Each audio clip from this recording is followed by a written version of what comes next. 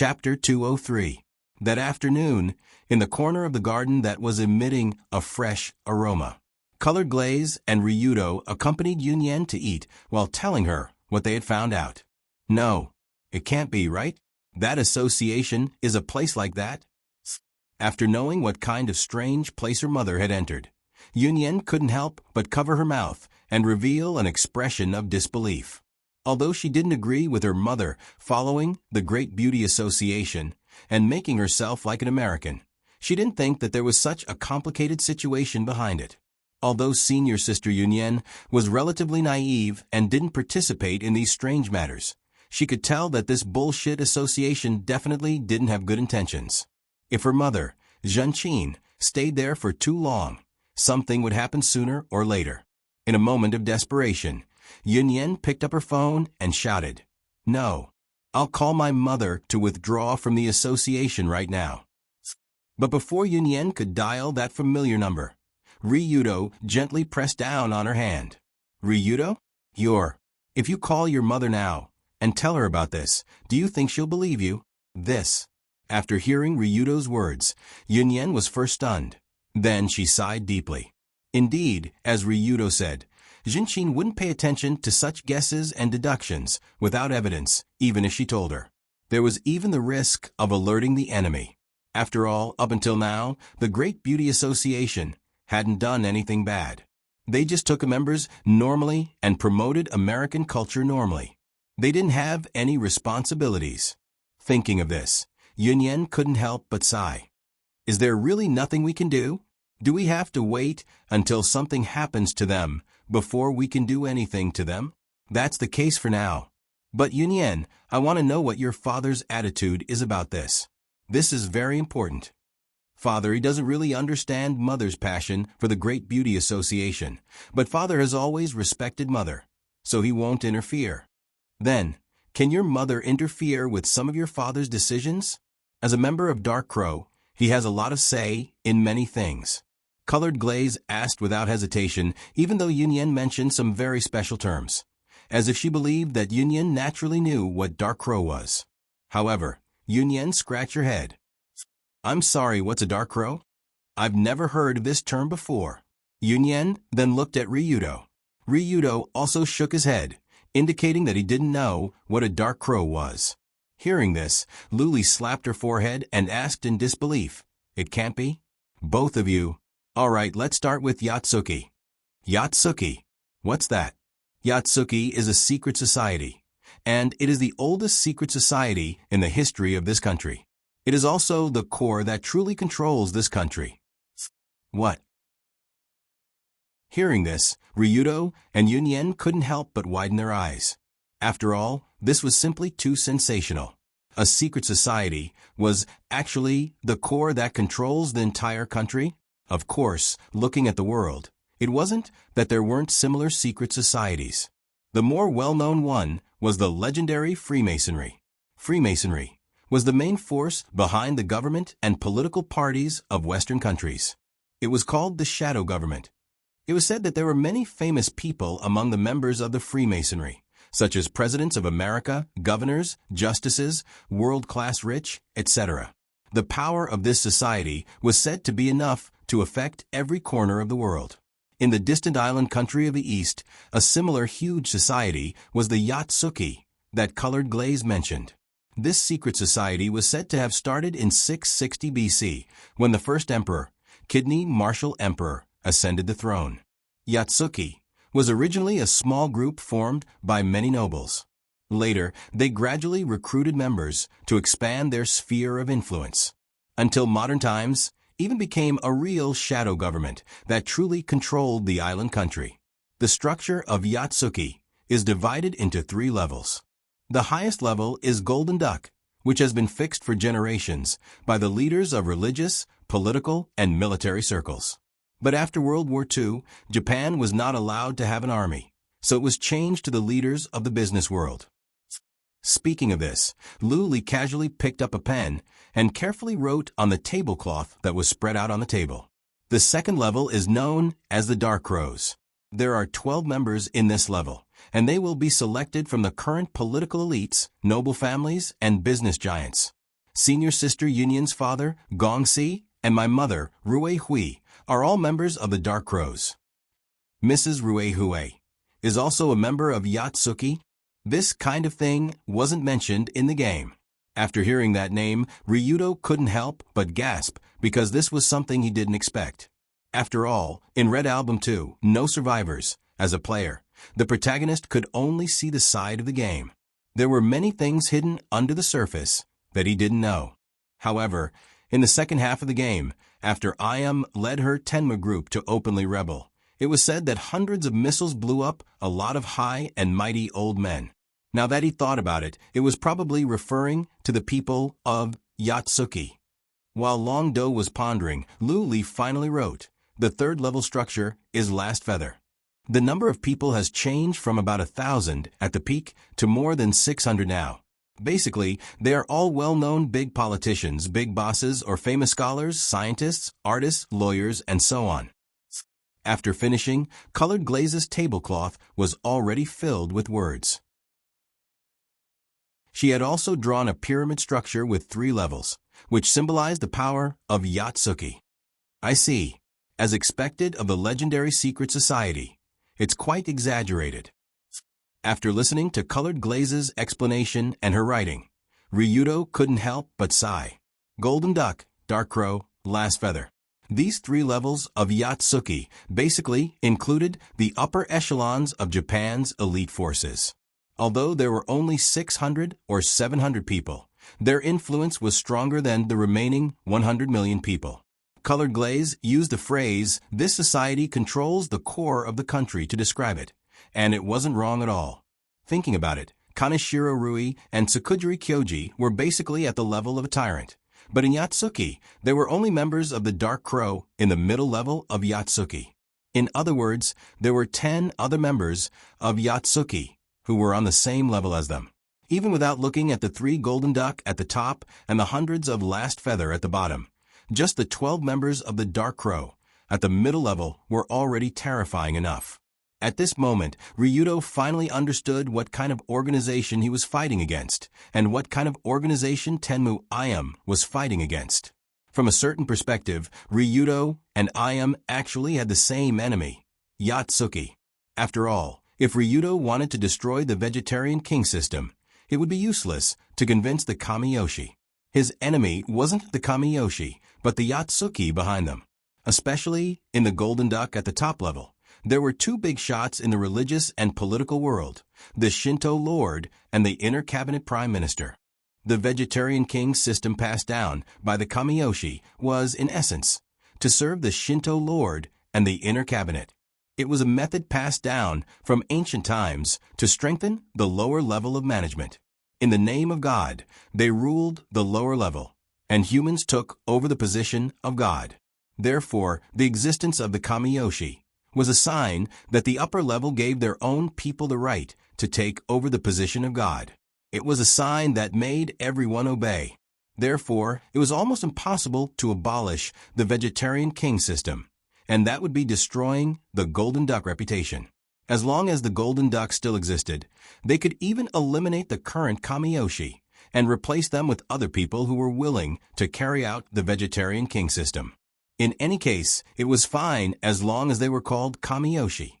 It didn't matter whether they were the same people or not. So far, it was the first time that Ryudo said these things, but Rui Hui was obviously clear about it. Ryudo didn't quite understand why Rui Hui didn't pursue to break away from the shackles of the family with her strength, and why she was willing to be locked in the heavenly temple for 20 years. Now he understood that it wasn't that Rui Hui didn't want to resist, but that Rui Hui knew the existence of the Yatsuki and knew that she was powerless to resist this huge organization. No matter how smart Rui Hui was, no matter how scheming she was, the big difference between her and Ayam was that Rui Hui didn't have Ayam's arrogance and boldness that could subvert the world. In the original work, Ayam basically gave people the feeling that she was crazy in the end. She directly threw missiles to the group of Tokyo dignitaries to take a bath. She didn't care what their F*king identity was. All living things were equal under the missiles.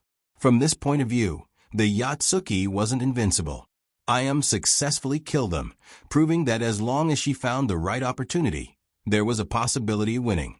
But the most troublesome thing for Ryudo was that he had to deal with the Heavenly Eye group while dealing with the Yatsuki.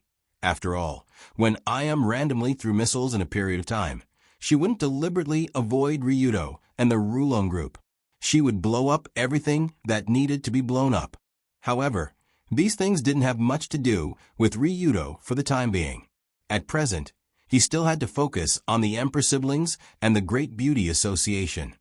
If the matter of Union's mother wasn't resolved, they would always feel that they had a big weakness in the hands of the enemy. It would inevitably make them feel like they were sitting on pins and needles. Chapter 204. If that's the case, we should investigate this Great Beauty Association first.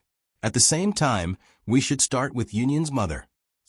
As the saying went, the one who started the trouble needed to untie it. Colored Glaze naturally understood this principle very well.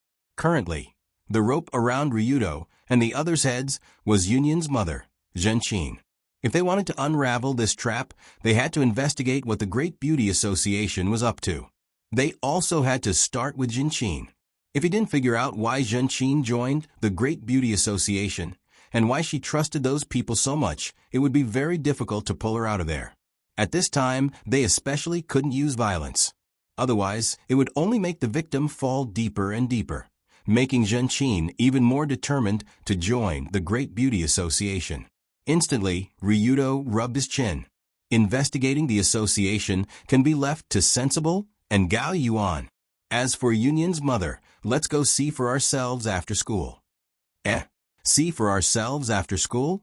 You want to come to my house as guests? That's great, you're very welcome. Hearing this, Union's face lit up, as if she was very happy with this suggestion. After all, although Union was the school's idol, she didn't have that many close friends. There were even fewer friends who could come to her house to play. Very good, then it's decided. Wait for us at the parking lot after school. We'll go to Union's house together and have a chat with Auntie. Ooh, ooh, ooh, ooh, ooh, ooh, ooh, ooh. With Colored Glaze's arrangement and Ryudo and Union's cooperation, this lunch meeting that wasn't easy finally came to an end. That afternoon's class was long and boring for Union. Perhaps it was because her mind was already focused on the special home visit after school, and she kept secretly hoping that time would pass faster. Even in class, Union would occasionally let out a light chuckle, which gave the students of grade 3 class a fright. What's going on? Did Union encounter something good today? Of course, Union did encounter a good thing. It could even be said that it was a very good thing. However, my boyfriend will bring his future wife to my house to find my mother. Even if she only said it out loud, it would be too scary. Naturally, Union wouldn't be stupid enough to tell anyone. At most, she would add this kind of plot into her own novel to make that future masterpiece more realistic and realistic. T. But no matter what, after school in the afternoon, the two cars belonging to the Tsukimori group and the Kamiyoshi clan respectively drove in the same direction. Perhaps because she was too excited, Union didn't even sit in her own car. Instead, she squeezed into the car driven by Dancing Costume. She squeezed in with Ryudo and Colored Glaze.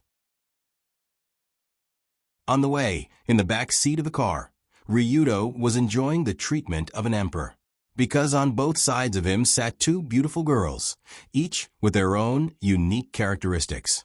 The back seat of Colored Glaze's car was not that wide. When the three of them sat in a row, their body parts would naturally have some contact. This naturally made Ryudo very satisfied. Great. This feeling was really great.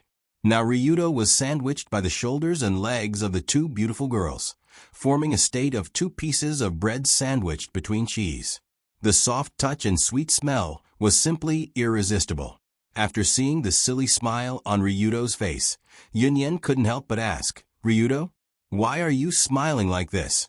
Are you looking forward to coming to my house that much?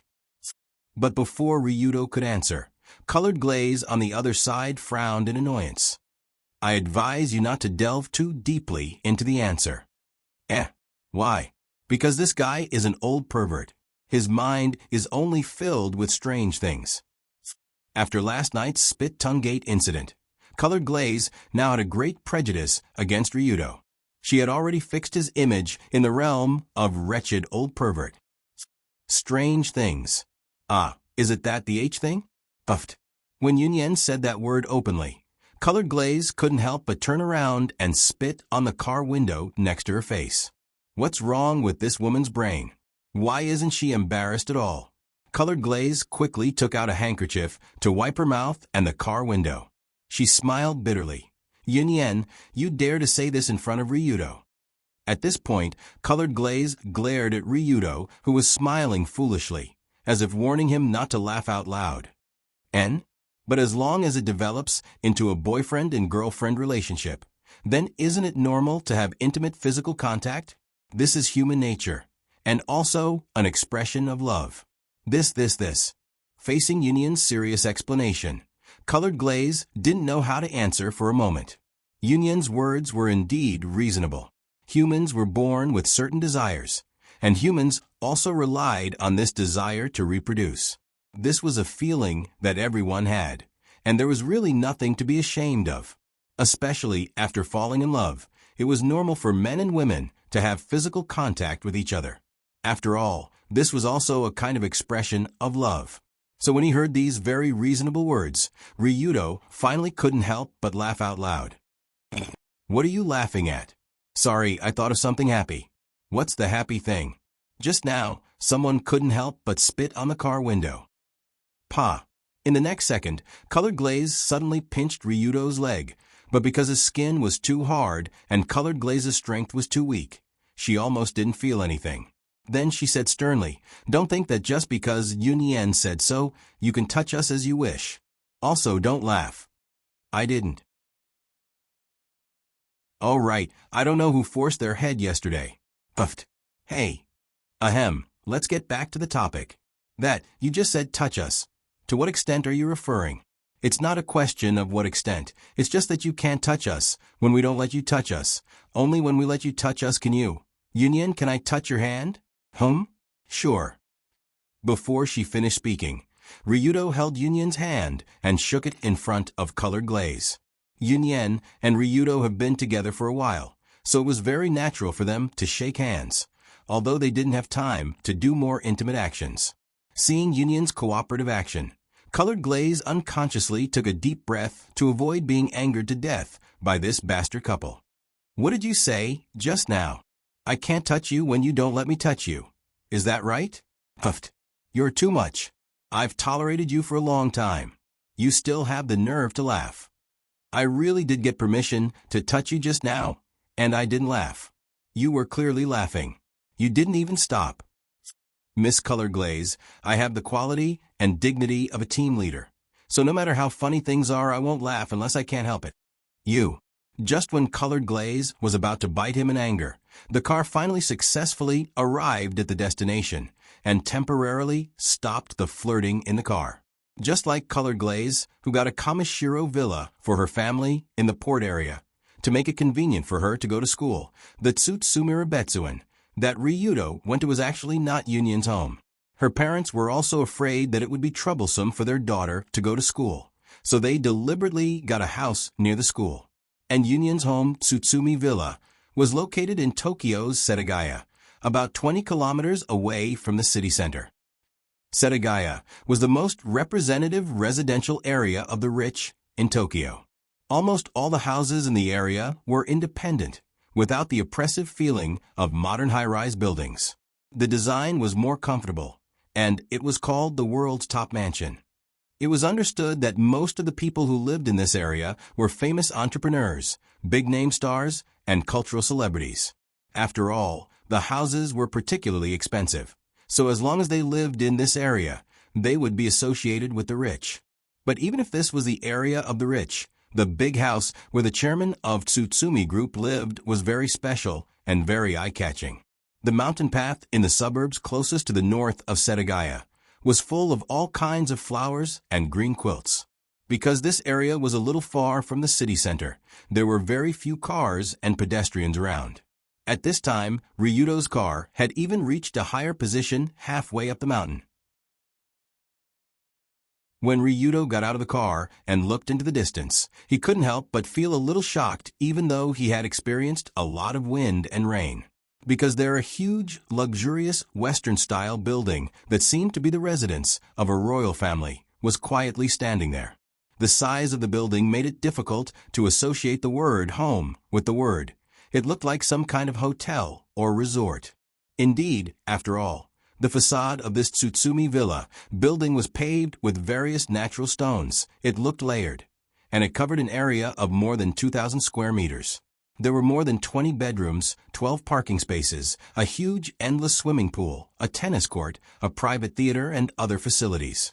Walking together with Yunyen through the porch built with fragrant wood, Ryudo almost had an old man, subway, mobile phone expression the whole time. Although he already knew that Yunyen's family was very rich, he also saw this Tsutsumi villa that was said to be worth billions in the original game. But only when he really came here he could understand what was called the bastard luxurious enjoyment of the rich. It simply made Ryudo have a feeling of envy. Chapter 205.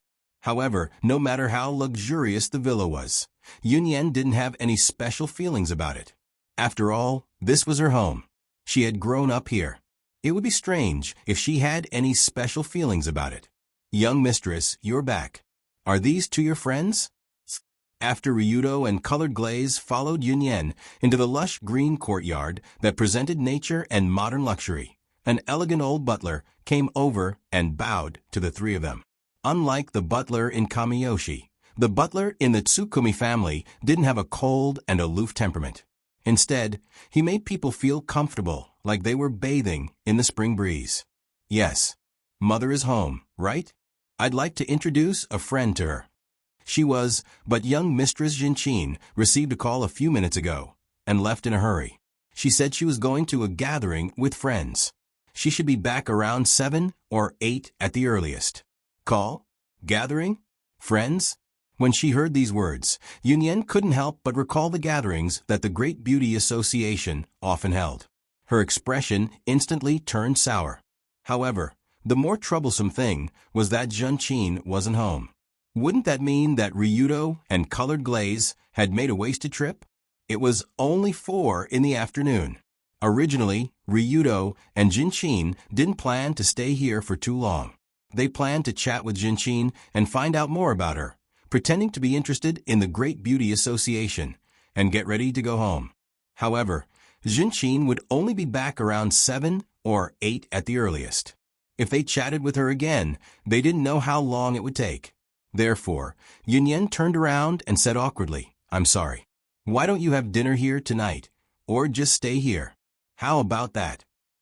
When they were in the car earlier, Yunyen had mentioned that because her father was on a business trip, apart from the dozen servants and 20-odd bodyguards, only Yunyen and Jinchin lived in the Tsukumi villa.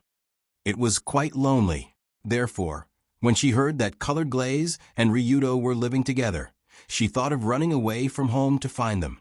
However, the effect of letting them stay in her home seemed to be the same. Are we going to stay here? It doesn't seem to be a problem. Anyway, I'm now a runaway, so I can live wherever I want. Not to mention this guy. He's been raised casually. Colored Glaze pursed her lips and glanced at Ryudo, as if she had no intention of asking for his opinion. Of course, how could Ryudo have any objections to this proposal? After all, Uejian Villa was such a luxurious villa, and it was Yunyen's home. What a joke, to be able to live in the home of a cute girlfriend. That was something that many people dreamed of. Of course, the prerequisite was that they had to have a cute girlfriend. Woo-woo. Just like that, the three of them entered the first floor of the entire villa under the guidance of the butler. A large floating ring was used as decoration outside the door, which not only echoed the style of the space, but also added a sense of ceremony to the entrance, reflecting the high-tech attribute of the Tsukujiri group. After he led Ryudo and the others to the living room, he couldn't help but sigh when he saw the 4 to 5 meter high ceiling and 1 to 200 square meters of living room. The design of the living room was simple, but not lacking in quality.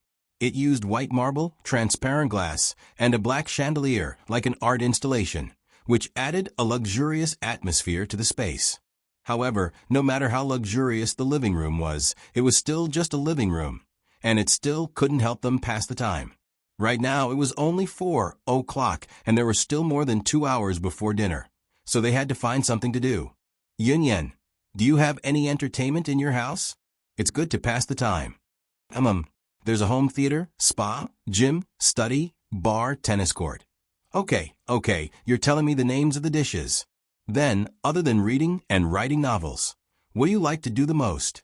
Usually, right.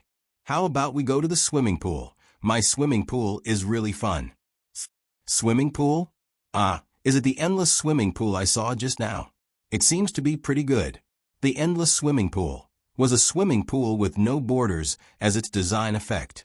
Through the special design of the pool's edge, it made the swimming pool look like it had no edges and pool walls, as if it could extend to a very far place. The endless swimming pool of Tsukuminari Kazuna was very special.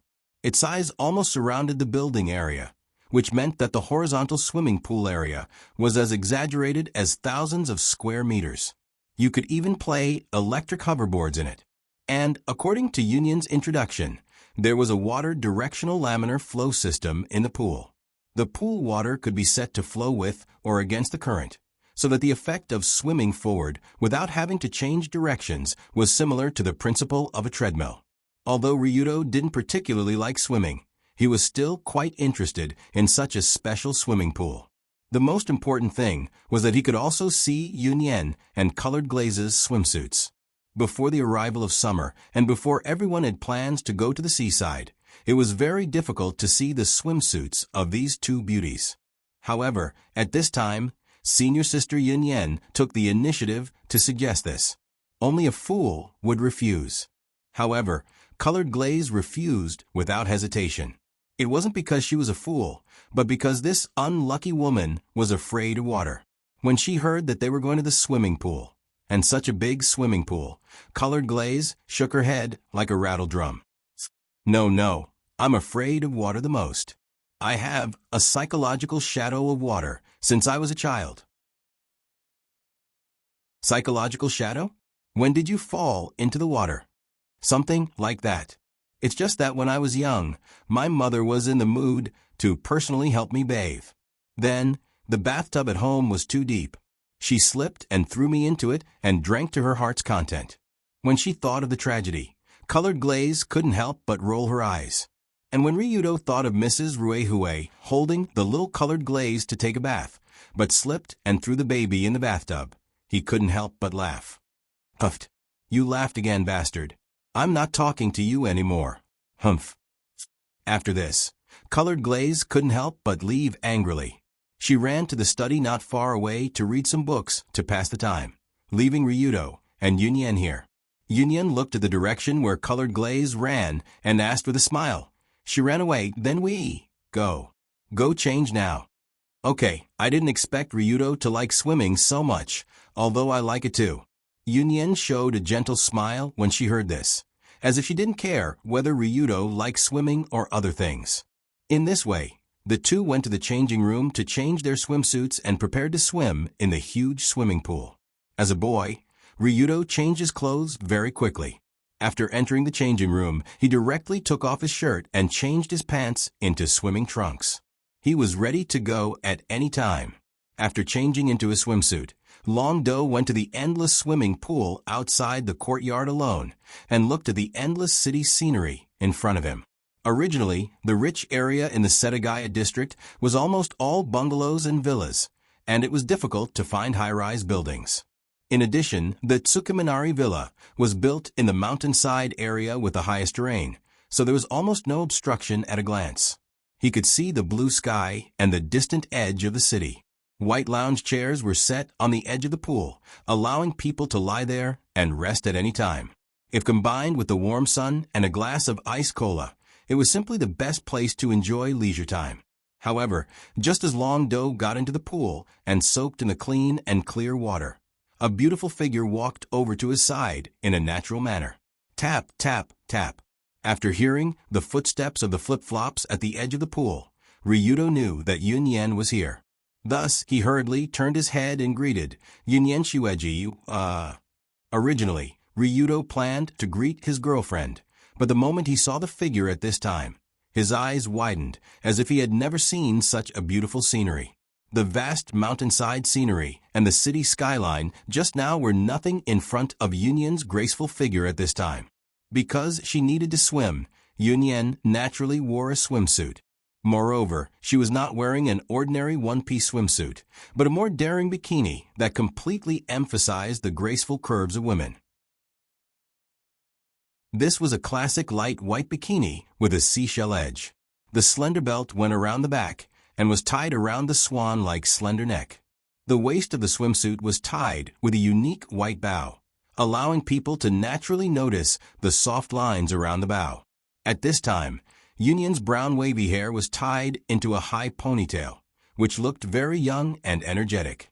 However, her slender and fair legs, and the 2 lumps of slime that were squeezed together at certain parts of her body had nothing to do with the word youth.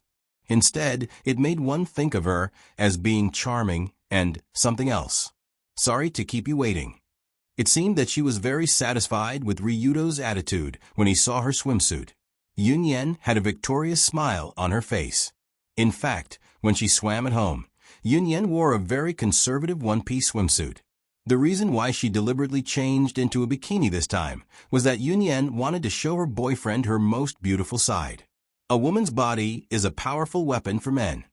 This was a theory that Yunyan had read many times from some books, and it was believed that there was no problem most of the time, especially after knowing that her boyfriend had other fiancés and future wives. Yunyan wanted to show her best side even more to make Ryudo like her more. Speaking of which, Yunyan actually didn't object to Ryudo being with colored glaze and dunya. After all, they had already reported in advance. But even so, there was a sense of competition between girls, and they hoped to be the number one in their lover's heart. And Yunyan's biggest advantage, compared to the classic beauty of colored glaze and the cute contrasting dunya, was her figure. In this regard, the two were simply not on the same level as her. They directly jumped from A, B to D, and there was still a C in between. He had to admit that this kind of competitive awareness was quite good, as long as it didn't develop into a palace fight. Ryudo didn't mind the 3 in his family competing with each other. In this way, he might have the opportunity to see something more exciting than Yunyan's bikini. Slurp. Chapter 206. Just as Ryudo was indulging in the bikini and body that made people want to have a nosebleed, Yunyan had already jumped into the water. Splash. A large splash of water splashed on Ryudo, and he was knocked back from the nosebleed fantasy. Ha ha ha, who told you to be in a daze? Seeing Ryudo being splashed, Yunyan couldn't help but cover her mouth and laugh. You dare to splash me? Don't run. Come here. Come and chase me if you have the ability. Let's see who swims faster. Maybe it was because he hadn't swam for a long time, or maybe it was because his interest was aroused by Yunyan's swimsuit. Ryudo chased Yunyan around the pool, and the two played with each other from time to time.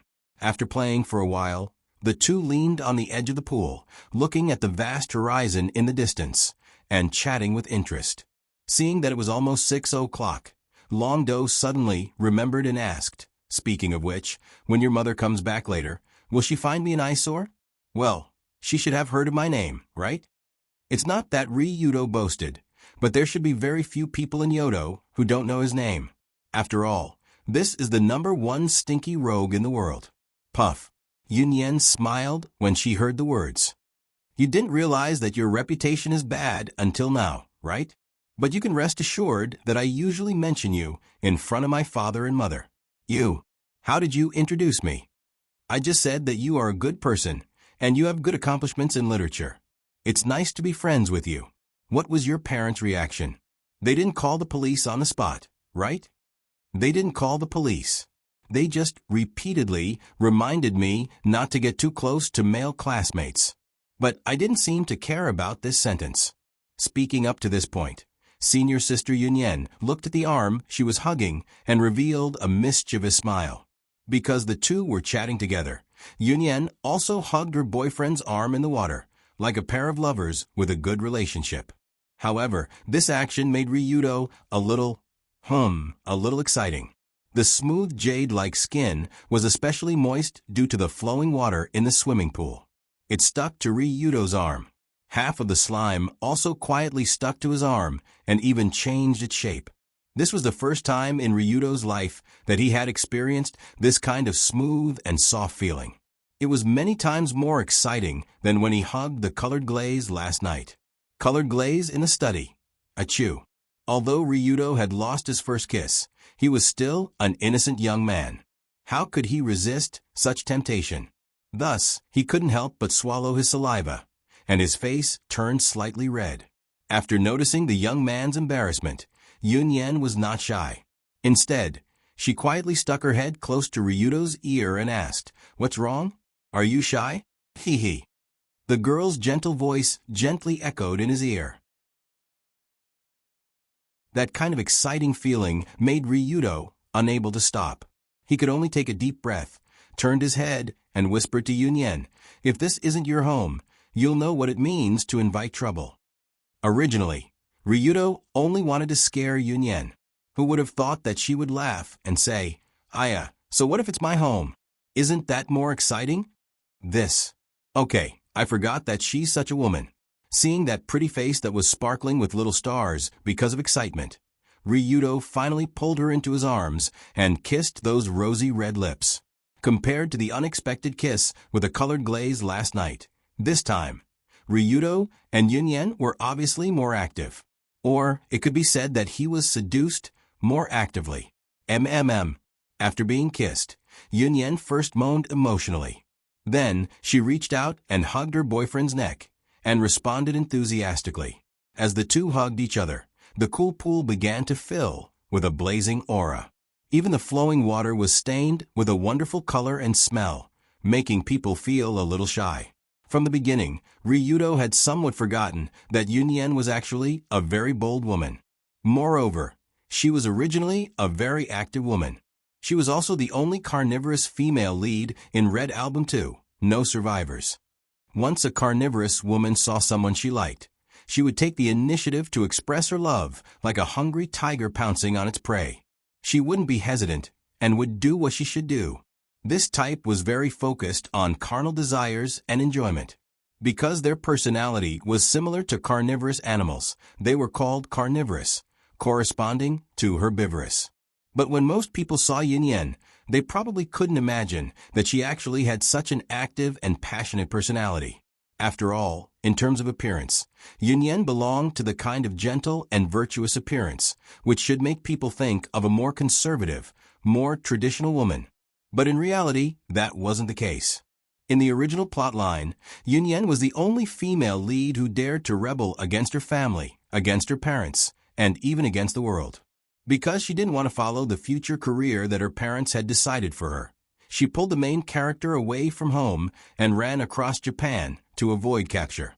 This courage was stronger than colored glaze and dunya. Therefore, Yunyan was originally very bold, very bold. In the early days, when she was just a high school student, she already had courage level 3. After graduation next year, she would directly rise to courage level 4. Her courage was super fat. In this way, the two of them were intimate in the pool for a long time before slowly separating. After separating, Ryudo felt like he was floating in the air. After all, when he did the action that colored glaze didn't allow him to do with Yunyan yesterday, she didn't seem to be unhappy. Instead, she was even more enthusiastic than him. Yunyan reached out and touched her slightly red lips, excitedly smiled, and said, in this case, we can be considered to have crossed the A stage." A stage? What do you mean? Hey, don't you know? It's the ABC of love. It's the 3 stages that lovers will go through. 3 stages. A is kissing. Then the other 2 stages are, of course, it's caressing and sleeping together. But these 2 stages still have to be left for the future. It's still a bit early for now. When the two of them climbed into the pool, Yunyan didn't hesitate to say these embarrassing words. From her tone, this Missy was even looking forward to B and C. You really dare to say that? If Colored Glaze heard this, she would spit out again. Spit it out, but she has to go through this process sooner or later. This is love. Although I came first, he. After hearing Yunyan's proud laughter, Ryudo was too embarrassed to tell her that he had already crossed the A stage with Colored Glaze last night, so he could only rub his head and act dumb. After the two of them finished swimming and being intimate, the sky had gradually darkened. It was almost time for dinner. Before dinner, Yunyan asked Ryudo what he wanted to eat for dinner. I have two chefs at home now. One is a French chef, the other is a Spanish chef. There are actually two chefs from different countries. There were originally three, but in the end, the chef who made Chinese cuisine was brought to England by my father. Every time he goes to England, he has to bring a chef, or else he will die from eating fish and chips every day. Damn it. What kind of Versailles tycoon is this? After secretly complaining in his heart, Ryudo still chose the French chef to make dinner. After all, there were two ladies. It was better to be as romantic and flirtatious as possible. The main dining room of Tsukuminari Kojo was very magnificent. The rectangular table that was enough for dozens of people to sit side by side had the aristocratic style of Hogwarts School of Magic. The three crystal chandeliers above the head and the famous paintings on the surrounding walls showed a noble atmosphere, while not being too ostentatious. Of course, at this moment, there were only three figures sitting at the front of a long dining table. They were the eldest, Miss Yunyan, and her two friends. The surrounding servants, who were responsible for serving them, were serving the dishes one by one on the table in order. The first dish was caviar with avocado and prawns. The wine should have been naturally sparkling Bonocco grape wine, but because the three of them are not yet old enough to drink, the wine was paired with Bonocco grape juice. Oh, delicious. When Ryudo scooped up a spoonful of food with a special mother-of-pearl spoon and bit into it, the strong freshness suddenly burst out. Under the caviar and avocado, there were also crushed apples and prawns. With one bite, in addition to the strong freshness in the mouth, there was also a faint fruity aroma in the mouth and nose, making one feel as if they were attacked by the sea and the orchard. After Ryudo finished the first dish in a few bites, the warm and fragrant black truffle crispy skin soup was served, followed by the classic French dish braised veal with white sauce and the fresh and smooth almond goat's milk cheese were served one after another. How should he describe this feeling? It was as if an authentic French restaurant had been moved into his home. Whether it was the chef or the ingredients, they were all first class. F***CK the capitalists. The meal lasted for more than half an hour. When Longdo finished the last dessert, the French strawberry ice cream tower, he patted his stomach and heaved a sigh of relief. The dishes were delicious, but eating was too tiring. It would have been better to serve them all in one go, Ryudo obviously thought. After the meal, Ryudo, Yunyan, and Colored Glaze sat in the living room and played a game of cards. However, as the clock gradually pointed to 8 o'clock, the key person that everyone had been waiting for, Jin Shinsuke, finally returned home. When she saw the familiar figure enter the living room from the front door, Yunyan quickly stood up and walked over. At the same time, she said, "Mom, why are you?"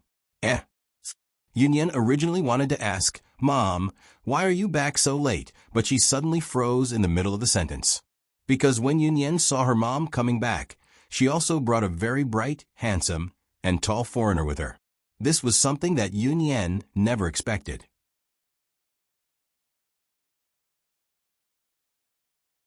Chapter 207. Unlike Yunyan, her mother, Zenkoto Tsukimi, was a naturally slow-witted woman. This woman, who had previously debuted as a singer, had a gentle voice and a beautiful appearance. Later, after marrying a well-known entrepreneur, Kyoji, she gave birth to her precious daughter, Yunyan. However, her natural airhead personality had never changed. In her normal life, Yunyan had seen Zenkoto do stupid things when she was out of her mind. For example, she wanted to cook a meal on a whim, but after lighting the fire, she burned the pot until it set off the fire alarm.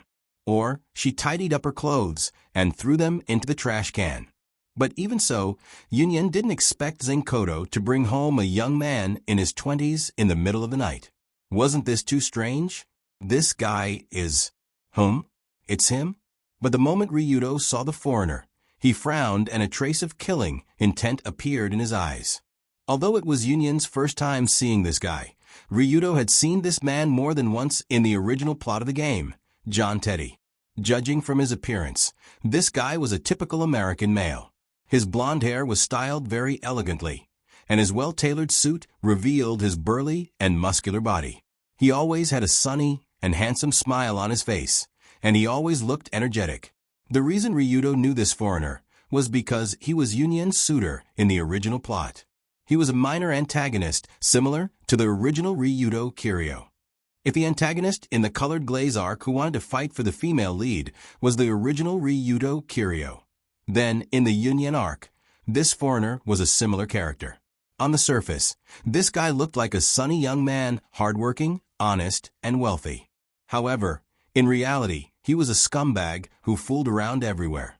He even had the hobby of taking special photos of girls and keeping them. In the original plot, because Yunyan ignored him, Hardedef vented his anger on the main character and tried every means to kill the main character. In the end, it was Ming-ji who stole some special photos from his computer and released them to the public.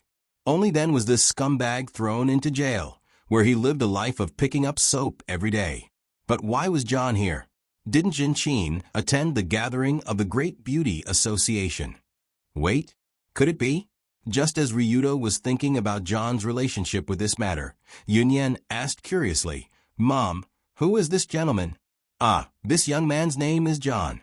He's a junior I met at the Great Beauty Association.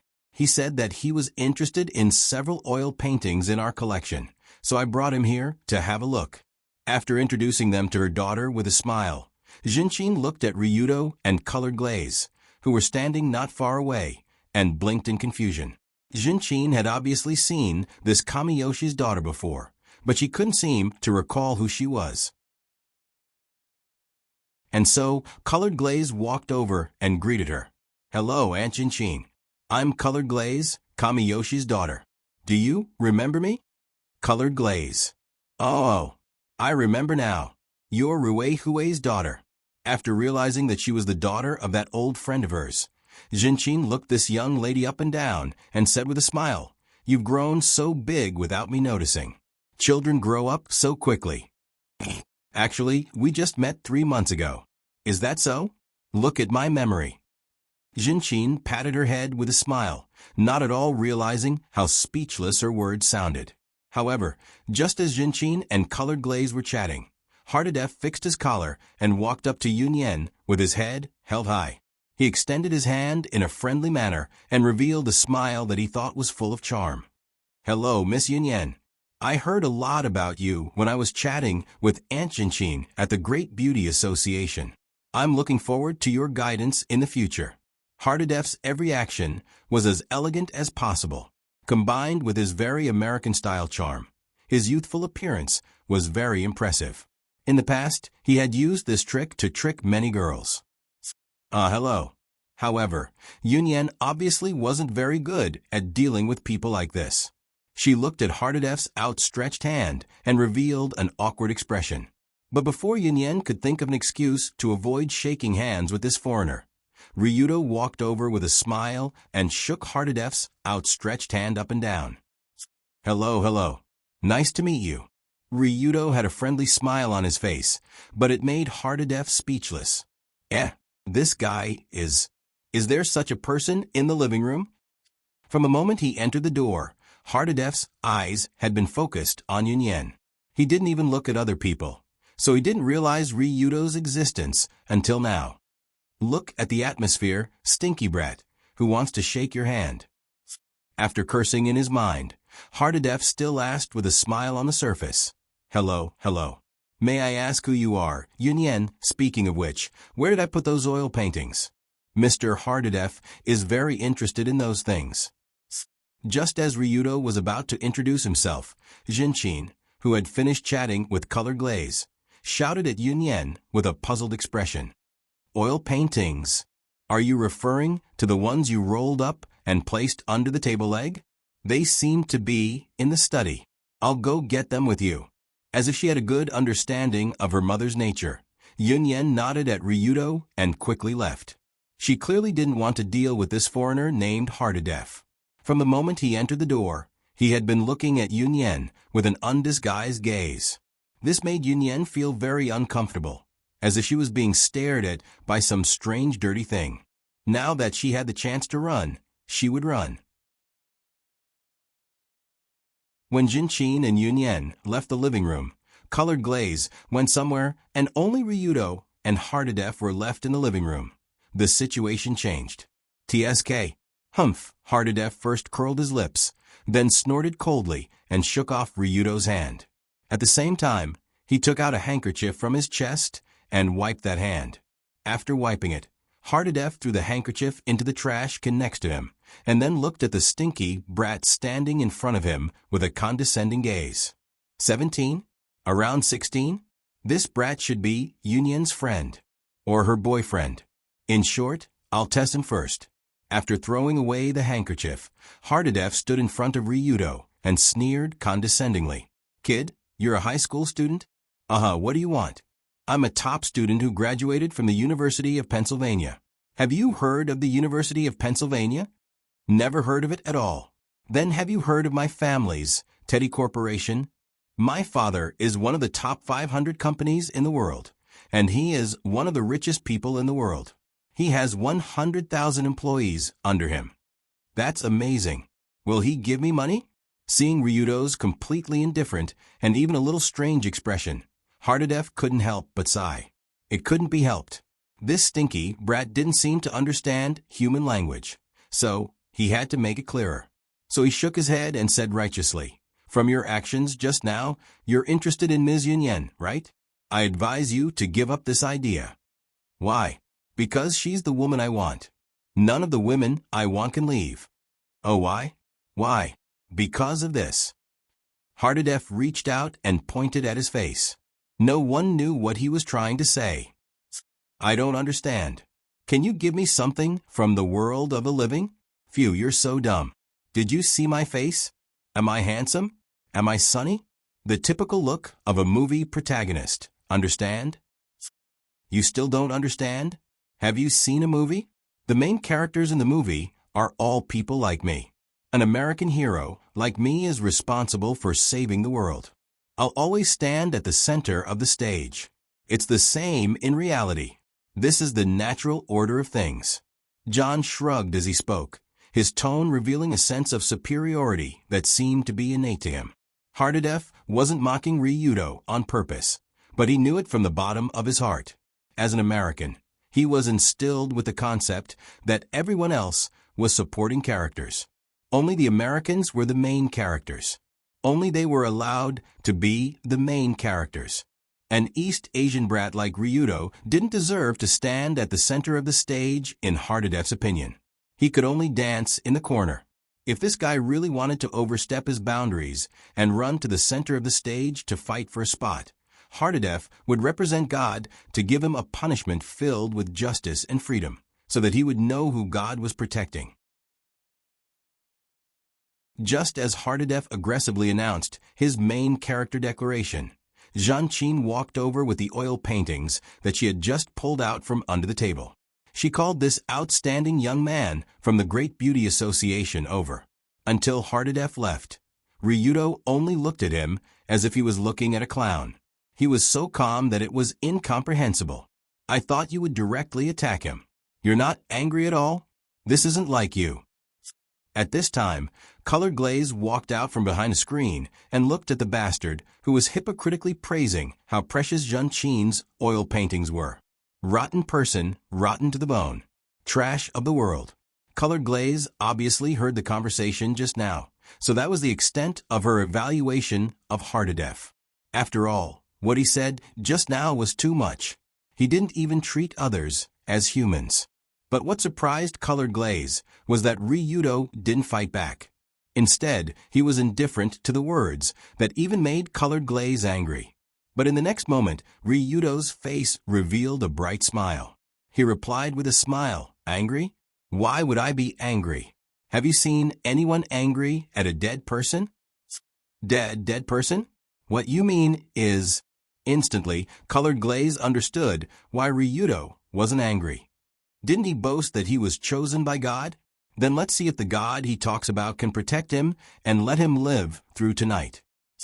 At this point, Ryudo turned his head to look at Hardedef, who was pretending to be sunny, and revealed a relaxed smile. That expression was like watching a person who was about to lie in a coffin trying to put on the last performance of his life.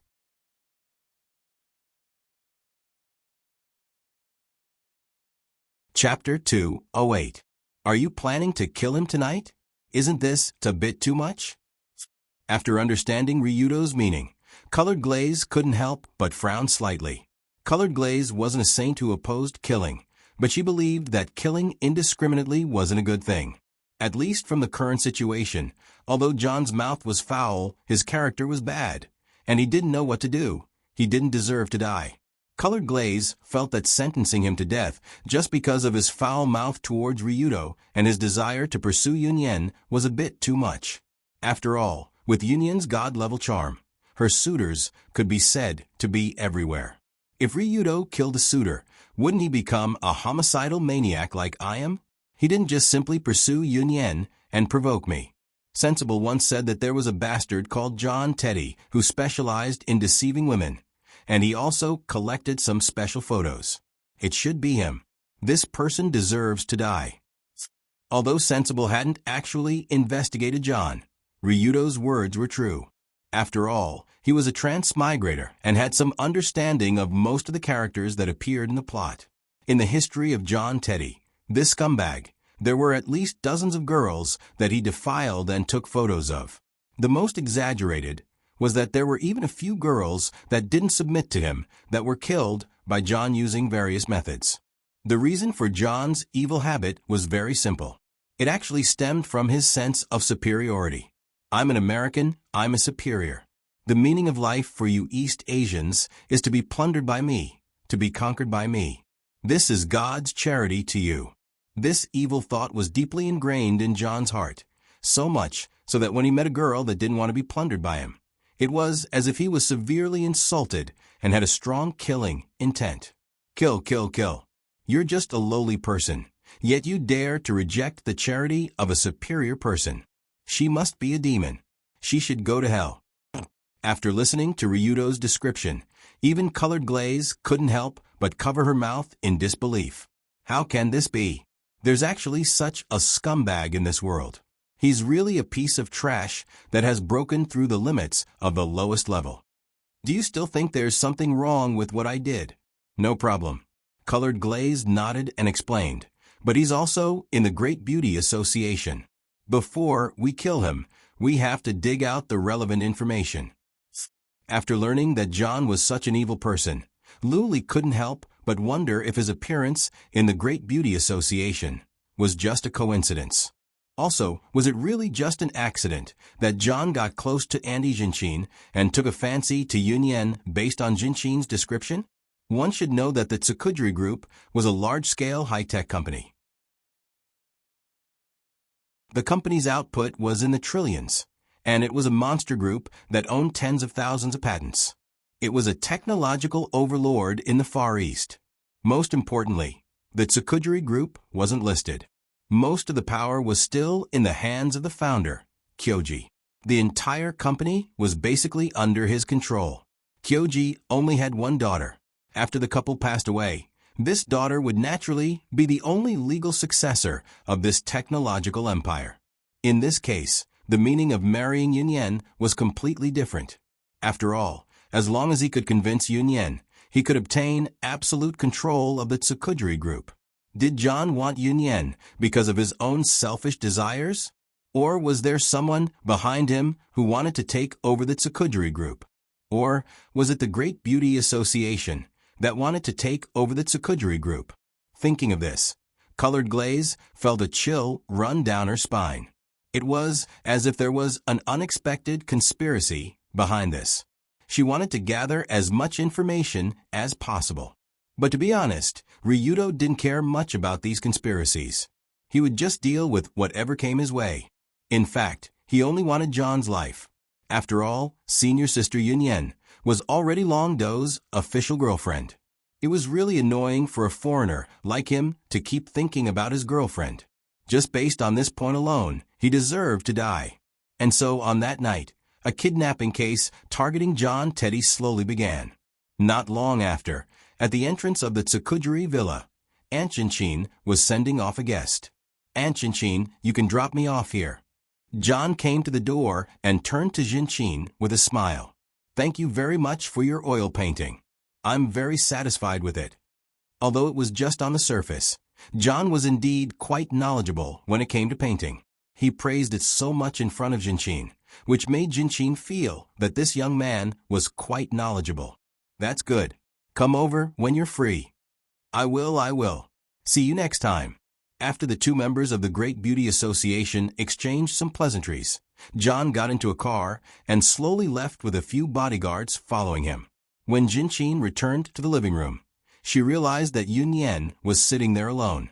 The Colored Glaze and Ryudo, who were supposed to be together, were long gone. "Mom, that person left?" "He left." "Where's Miss Colored Glaze?" "What about your other friend?" "They left an hour ago. They said they had something important to take care of back home." "I see. Then there's nothing I can do. I wanted to introduce the Great Beauty Association to them." Seeing Kamiyoshi's daughter and the fierce-looking young man leave without a word, Jinshin couldn't help but reveal a regretful expression. However, just as the mother and daughter were chatting, three high-profile white sedans were driving along the winding mountain road outside the Yugi Villa toward the street below. The Tsukujiri Villa was located halfway up the mountain. If one wanted to drive up or down, they had to pass through this winding road. Phew. That's about it for today. I'll have to work harder next time and take down that girl as soon as possible. Right now, John was sitting in the back seat with his legs crossed in an arrogant manner. He took out a luxurious lighter from his chest and lit up a cigar. After taking a puff, he revealed a relaxed expression. In the eyes of the experienced John, dealing with the foolish mother and daughter wasn't difficult at all. Thus, the plan to take over the Tsukujiri Corporation shouldn't be too difficult. If he was fast enough, he might be able to finish it in a few years. As for how to finish it in a few years, he just had to make Tsukujiri, Kyoji, and Jinshin accidentally die after marrying Miss Tsukujiri. That was John's specialty. When he thought about how he would be able to own such a huge company and become the leader and pioneer of the technology world, where there would be countless beauties, flowers, and applause wherever he went, John was so excited that his body turned numb, and he almost peed his pants. "What? You're saying I didn't invent the technology? What does that have to do with anything? As long as the company is mine, it's fine." He. Ha ha ha. He. Just like that, wretched laughter kept coming out from the back seat of the car. However, the two burly men in suits sitting in the front seat and the front passenger seat didn't react at all. Their faces were cold, their bodies were sturdy, and their eyes were like torches. It was obvious that they were professionals in the security industry. They were elites that John brought from his hometown. In addition to the two bodyguards, there were also several bodyguards in the two cars in front and behind. After all, as the young master of the Teddy Group, John would always bring a bodyguard team of more than a dozen people with him wherever he went to ensure his personal safety. The strength of this group of bodyguards was quite good, and there were many of them. It was not easy to get past their obstruction and attack John. Of course, for some people, that wasn't the case. As the three cars sped forward unhurriedly on the winding mountain road in the dark night, a figure that almost blended into the darkness appeared on the mountain wall on the side of the road. It was a tall and slender young man wearing a black trench coat and a white mask on his face. He had been waiting here for a long time. The man in the black trench coat, who stood on the mountain wall about 50 meters high and looked at the cars on the road below, was naturally Ryudo, who hadn't worn this uniform for a long time. When the car carrying John drove over here, Ryudo stared at the car in the middle, as if he was observing prey. At the same time, he gave orders to his subordinates on the other side of the headset and microphone. Narukai Minato. Target in place. Do it. Yes, boss. After hearing Ryudo's words, Narukai, who was waiting in a heavy truck on the other side of the mountain wall, also nodded to Minato with an axe. Huh. As the axe in Minato's hand fell, the rope that tied the huge rolling wood piled up like a hill to the top of the truck broke, and the wood that was already unstable rolled to the side of the road. Rumble, rumble, rumble, rumble. For a time, dozens of rolling wood that was 7 or 8 meters long and tens of centimeters wide rolled down from the mountain wall quickly, smashing directly at the front of the 3 cars that were coming this way. What? This is... After seeing a large pile of wood suddenly falling from the sky, the car driving at the front quickly stepped on the brakes at the fastest speed, but the car still hit a pile of rolling wood and almost flipped over on the spot. As for the 2 cars following behind, although they were better, they were forced to stop. After all, the road ahead was almost completely blocked by the wood falling from the sky, and it was impossible for vehicles to pass through. The bodyguard team hired by John was elite, so they immediately realized that this was definitely not an accident, but someone deliberately wanted to stop the car. So the captain, who was in charge of the command core of the entire security work and was also sitting in the second car with John, quickly commanded through the headset, "Go back. Go back immediately. Don't." But before he finished speaking, Ryudo, who was on the mountain wall above his head, also made a move at the same time.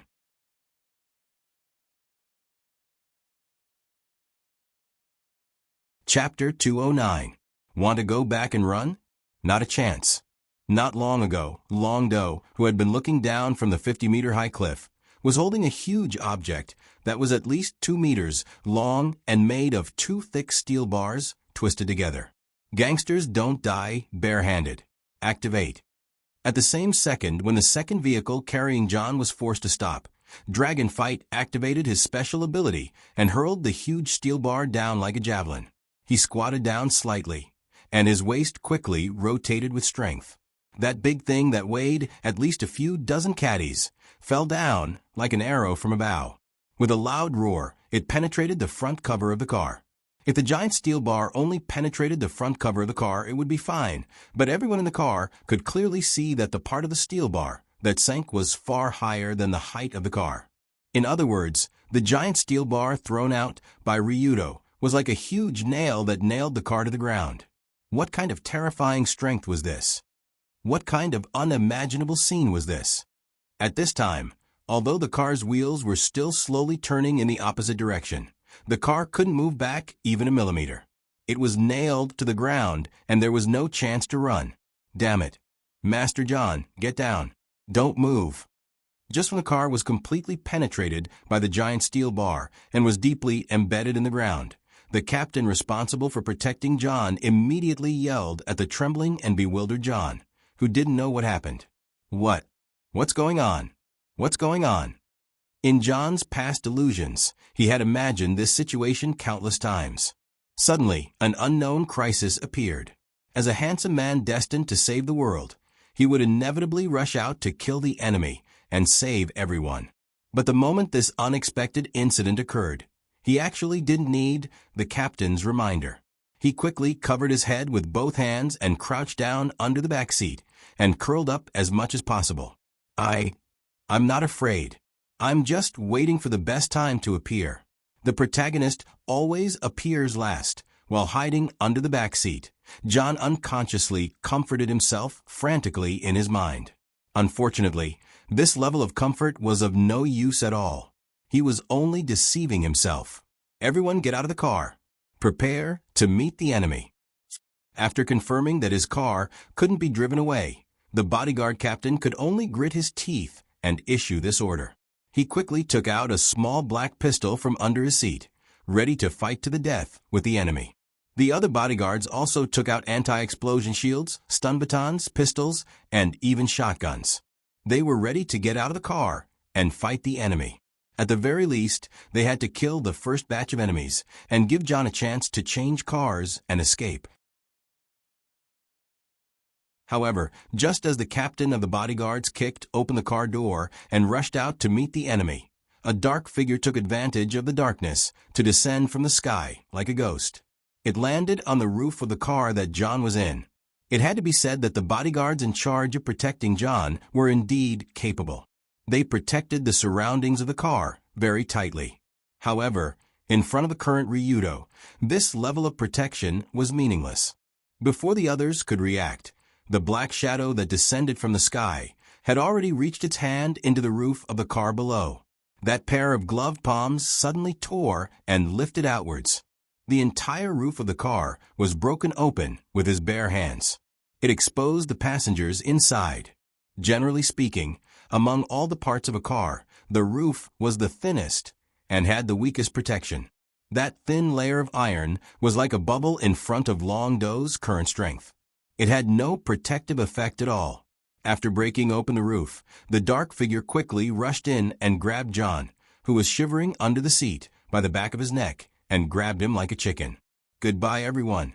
Ryudo, who quickly took John out of the car, flipped back to the roof of the car, jumped up while avoiding the bodyguards around him, and threw out the hook in his hand. In the previous night's battle, Dragonfight had already understood how useful this rope hook was. If it was used smoothly, it could even move in 3 dimensions as easily as Spider-Man. Therefore, Ryudo had also practiced using the hook, and now he was quite familiar with it. The next moment, the grappling hook he threw out accurately hooked onto a big tree on the mountain wall dozens of meters away. Then, he grabbed John's shoulder with one hand and quickly coiled the rope with the other. Then, he flew up into the sky. From Ryudo descending from the sky, tearing open the roof of the car and taking John away, to him using the hook to quickly escape. The entire process took at most 2 to 3 seconds. It was so fast that it was unbelievable, like a nightmare. What is going on? Who is this person? Even a deity came to kidnap? Suddenly, all the bodyguards who were ready to fight the kidnappers outside were dumbfounded. After all, even if they were professionals, they had never seen such a ridiculous kidnapping method. Descending from dozens of meters high, tearing open the roof of the car with bare hands, grabbing and escaping with a hook. Are you filming a Hollywood blockbuster? Speaking of which, if a kidnapper like you has the ability to rob the cash truck, why did you have to kidnap young Master John alone? Isn't this a waste of talent? But complaining was complaining. This group of bodyguards still had to quickly find young Master John, even if it was just a little bit of tracking the kidnappers. But after hurriedly sending people to search around, the captain of the bodyguards didn't find anything meaningful other than an unlicensed, abandoned truck. He could only sigh and say, "Phew, this is big trouble." Quickly inform young Master John's family that young Master John was kidnapped by kidnappers. Let them prepare the ransom or something. Logically speaking, this group of professional bodyguards should bear the greatest responsibility for failing to protect their employer, and they should be very depressed. But in fact, including the captain of the bodyguards, this group of bodyguards didn't look depressed at all. Instead, they were rejoicing that they had survived a disaster, because they were very clear about one thing. The strength of the kidnappers was so terrifying that even if they didn't use this kidnapping method of tearing open the roof of the car, they could still kill all of these bodyguards and swagger away. But the group of kidnappers didn't choose to do so, which could be said to be a great thing for the bodyguard group because they were considered to have survived. Failure at work was not terrible. The key was to save their own lives. Anyway, the other party was a god, and it was not shameful for the employer to be kidnapped by a god. As for the employer's life, he could only pray for himself. Anyway, in the view of the captain of the bodyguards, kidnappers generally just wanted money.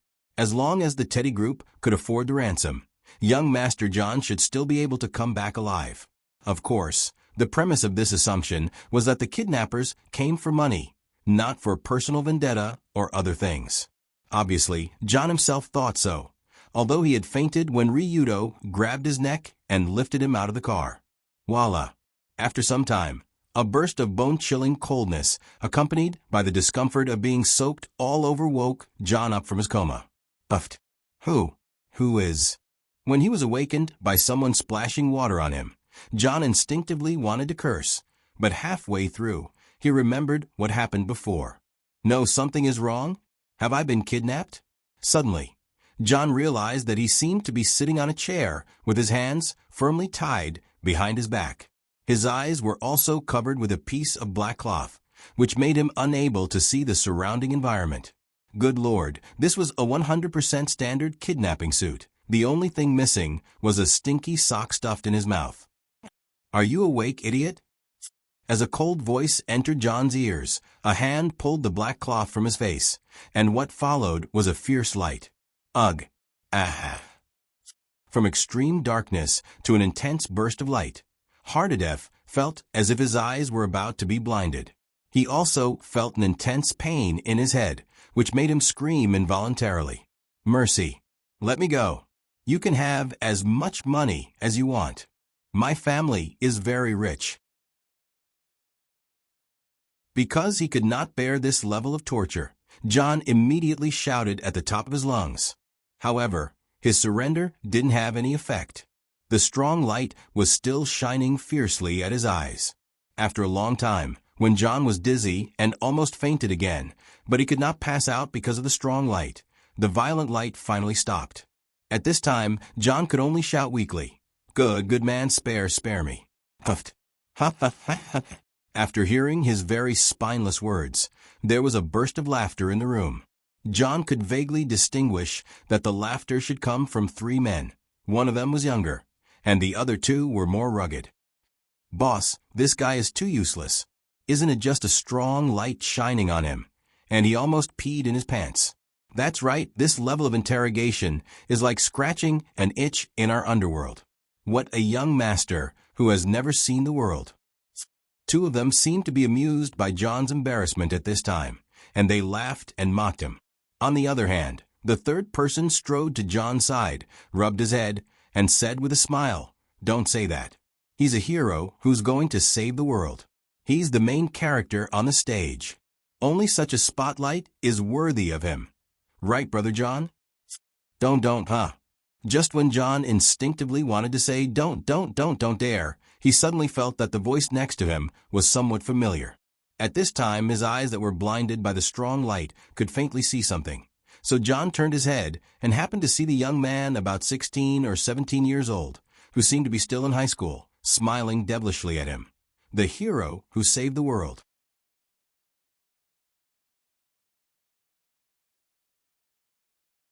Chapter 210.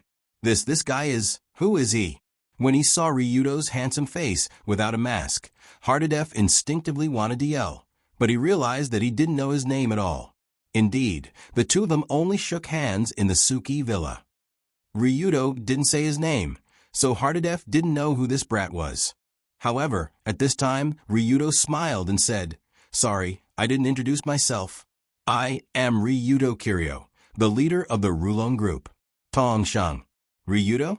After hearing this name, Hardedef first thought about it and felt that the name was familiar. But 2 seconds later, his face turned pale. This was because he recalled the heroic legends of the young master of the Dragon Group that he had heard from many people. It was said that the Rulong Group, Sakata consultant, wanted to go out alone and establish the Sakata Group. However, the young master had taken action out of anger. He had charged into the Sakata Gumi's headquarters alone and killed all the traitors in one night. Then he had captured Sakata Gumi and sentenced him to death. It was said that not long ago, this young master kidnapped the young lady of the Saito Club, and then received the highest bounty of 1 billion yen in history, and was hunted by the entire underground world. But this young master laughed and sent away the group of idiots that came to kill him and wanted to take his head. In just one night, the number of casualties was in the tens of thousands. It was said that this young master of the Rulong Group had fighting skills comparable to Bruce Lee, a body comparable to the Terminator, and guerrilla fighting ability comparable to Rambo. He could smash a wall with 1 punch, jump over a wall that was more than 10 meters tall, and sprint faster than a car. The only thing he lacked was the Kamehameha. Otherwise, he wouldn't need to change his style to participate in the World Martial Arts Tournament. Of course, Hardedef always scoffed at this kind of legend. After all, He knew that Ryudo was just a brat in his teens, just a high school student. Just a Japanese high school student. What's so great about him? Humph. Those legends must have been made up by him to scare those cowards, right? However, when he found out that he had been kidnapped, and the kidnapper was Ryudo Kiryu, he was shocked. Only then did John realize that the stories he had heard before weren't made up. To be able to bypass a professional bodyguard team of more than a dozen people to kidnap him. And the planning time was only a short 1 hour. This was not something an ordinary person could do. Gulp. Thus, Hardadef couldn't help but gulp and ask with trepidation, "Young Master Ryudo, is there some misunderstanding between us?" Misunderstanding? No, I don't think there's any misunderstanding between us. She graduated from the University of Pennsylvania. That, right, your family is still Teddy Group, right? His father is one of the top 500 companies in the world, and his father is one of the richest people on the Are You Convinced list.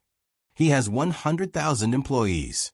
Actually, the most important thing is that when I take a closer look, you're really quite handsome and sunny. You really look like a typical movie protagonist. As Ryudo spoke, he took out a small knife from nowhere and used the sharp blade to draw on John's face. When he felt the sharp blade with a bone-piercing chill across his face, John almost wet his pants. He hurriedly broke out in cold sweat and whispered, No, I'm just joking. Young Master Ryudo, don't take it seriously." A rich kid like John could usually bully weak girls, but he had never experienced such a situation. The kid's face was ashen, and he was sweating like an ant on a hot pan. His previous attitude of "I'm the protagonist" was nowhere to be found. That's strange. Ryudo sneered. The American hero, who is responsible for saving the world and always stands at the center of the stage, is actually this kind of person? Didn't the protagonists in the movies go through all kinds of torture without changing their expressions? That movies are just movies. They're all fake. Don't take it seriously. Is that so? I don't believe it. You're so brave. You definitely won't be afraid of pain, right? After sensing the change in Ryudo's tone, John hurriedly shouted, "Wait. Let's talk nicely, don't. Woo. But before he could finish his sentence, a heart-wrenching pain suddenly came from Hardadef's left hand. At the same time, there was a crisp cracking sound. In the blink of an eye, it really happened in the blink of an eye. Long Do silently reached out and grabbed one of Hardadef's fingers that were tied behind his back.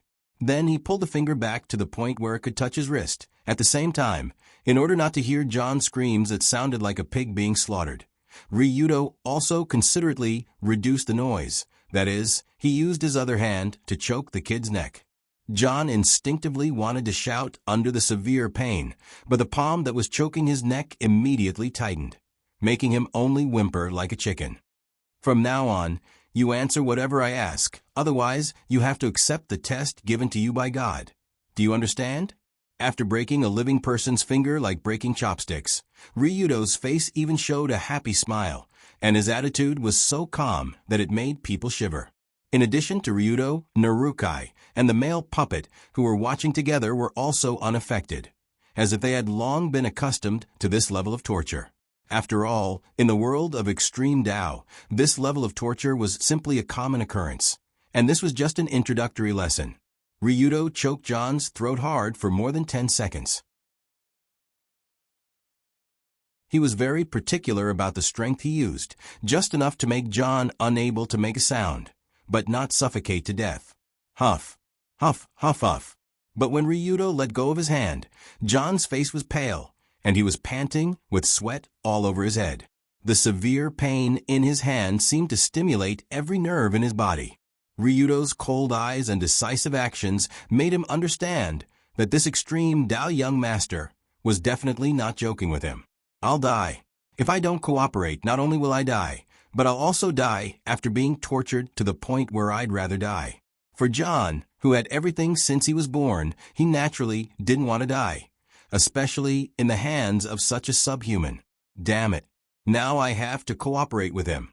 In short, I have to leave alive first. After thinking it through, Hardadef forcefully endured the pain and squeezed out a flattering smile on his face. He smiled bitterly and said, "Young Master Longdo, just ask whatever you want. I'll definitely tell you everything I know." "Very well. What is your purpose in pursuing Yunyan? Who sent you?" "Huh." Ryudo's first question was a bit strange, so much so that John couldn't help but be stunned. Generally speaking, the purpose of a man pursuing a woman should be mostly simple. It was nothing more than wanting to play billiards and get a hole in one shot. But under certain circumstances, some people may not pursue women for such ordinary reasons, such as John now.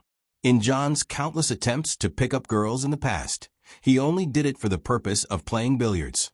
But coincidentally, his pursuit of Yunyan this time was not so simple.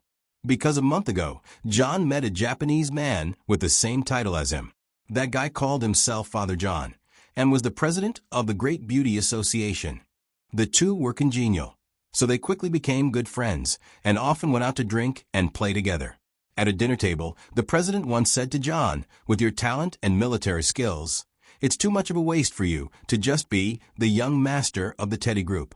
You should find a way to make a big impact." "Oh, then what do you suggest?" "Actually, there is a member in our association. She is the CEO's wife of the Tsukudri group. You can start with her and take control of the group." "CEO's wife? I'm not interested in old women, so forget it. I didn't ask you to seduce her. The CEO of the Tsukudri group has a daughter. She is 17 years old this year and is a great beauty. She should be to your liking." After hearing the president's words and looking at Yunyan's photo, John thought for a second and nodded in agreement. What a joke! The Tsukudri Group was such a large technology company, and there was also such a great beauty like Miss Tsukudri. Who wouldn't want it? As a result, Hardadef purposely got close to Auntie Jinshin in the later gatherings, and finally found a chance to go to the Tsukudri bungalow to get to know that Miss Tsukudri. Unfortunately, everything was ruined by Longdo. Hardadef definitely didn't dare to tell Ryudo the whole story. After rolling his eyes, he revealed an unnatural smile and replied, "Young Master Ryudo, what are you talking about? When a man pursues a woman, she will naturally crack, crack." However, he didn't finish his sentence this time. This time, two crisp sounds rang out at the same time, accompanied by an even more intense pain. "Oh, woo woo woo woo woo woo." Just as John opened his mouth and screamed in pain, the man next to him cleverly picked up a rag and pressed it into his mouth. Other than soundproofing, the rag could also prevent this guy from biting his tongue because of the pain. If that happened, he would have to put on a Band-Aid for him, which was very expensive. Was this person an idiot? How dare you tell me such an obvious lie? Looking at John's figure twitching crazily in pain, Ryudo couldn't help but shake his head. In terms of lying, Ryudo was an expert. If he could be deceived by such an idiot, it would be too ridiculous. So he didn't hesitate to break two of John's fingers. He actually dared to lie to me, which means that the fear I gave him is still not enough. It's quite boring to keep breaking fingers. It's time to use the next trick. At this time, Ryudo looked at Narukai, who was busy in this dim basement not far away, and asked at the same time, "Narukai, is the pot hot?" "Oh, okay." Narukai also turned his head and glanced at Ryudo. Then he turned off the small gas stove in front of him and brought over a small pot that was boiling hot.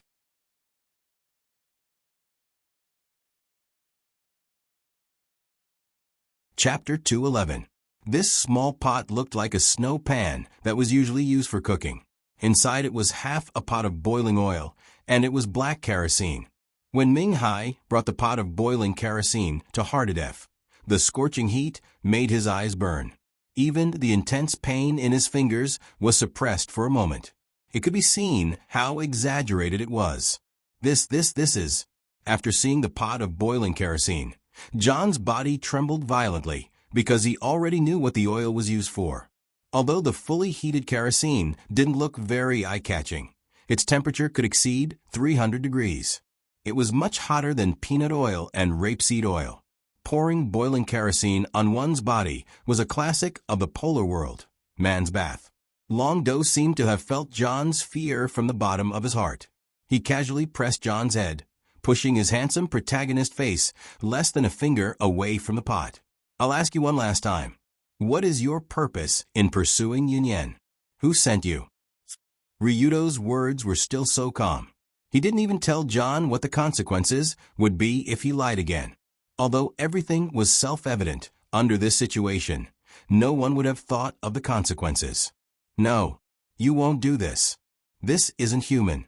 Doing this kind of thing. You will be punished by God. You will go to hell.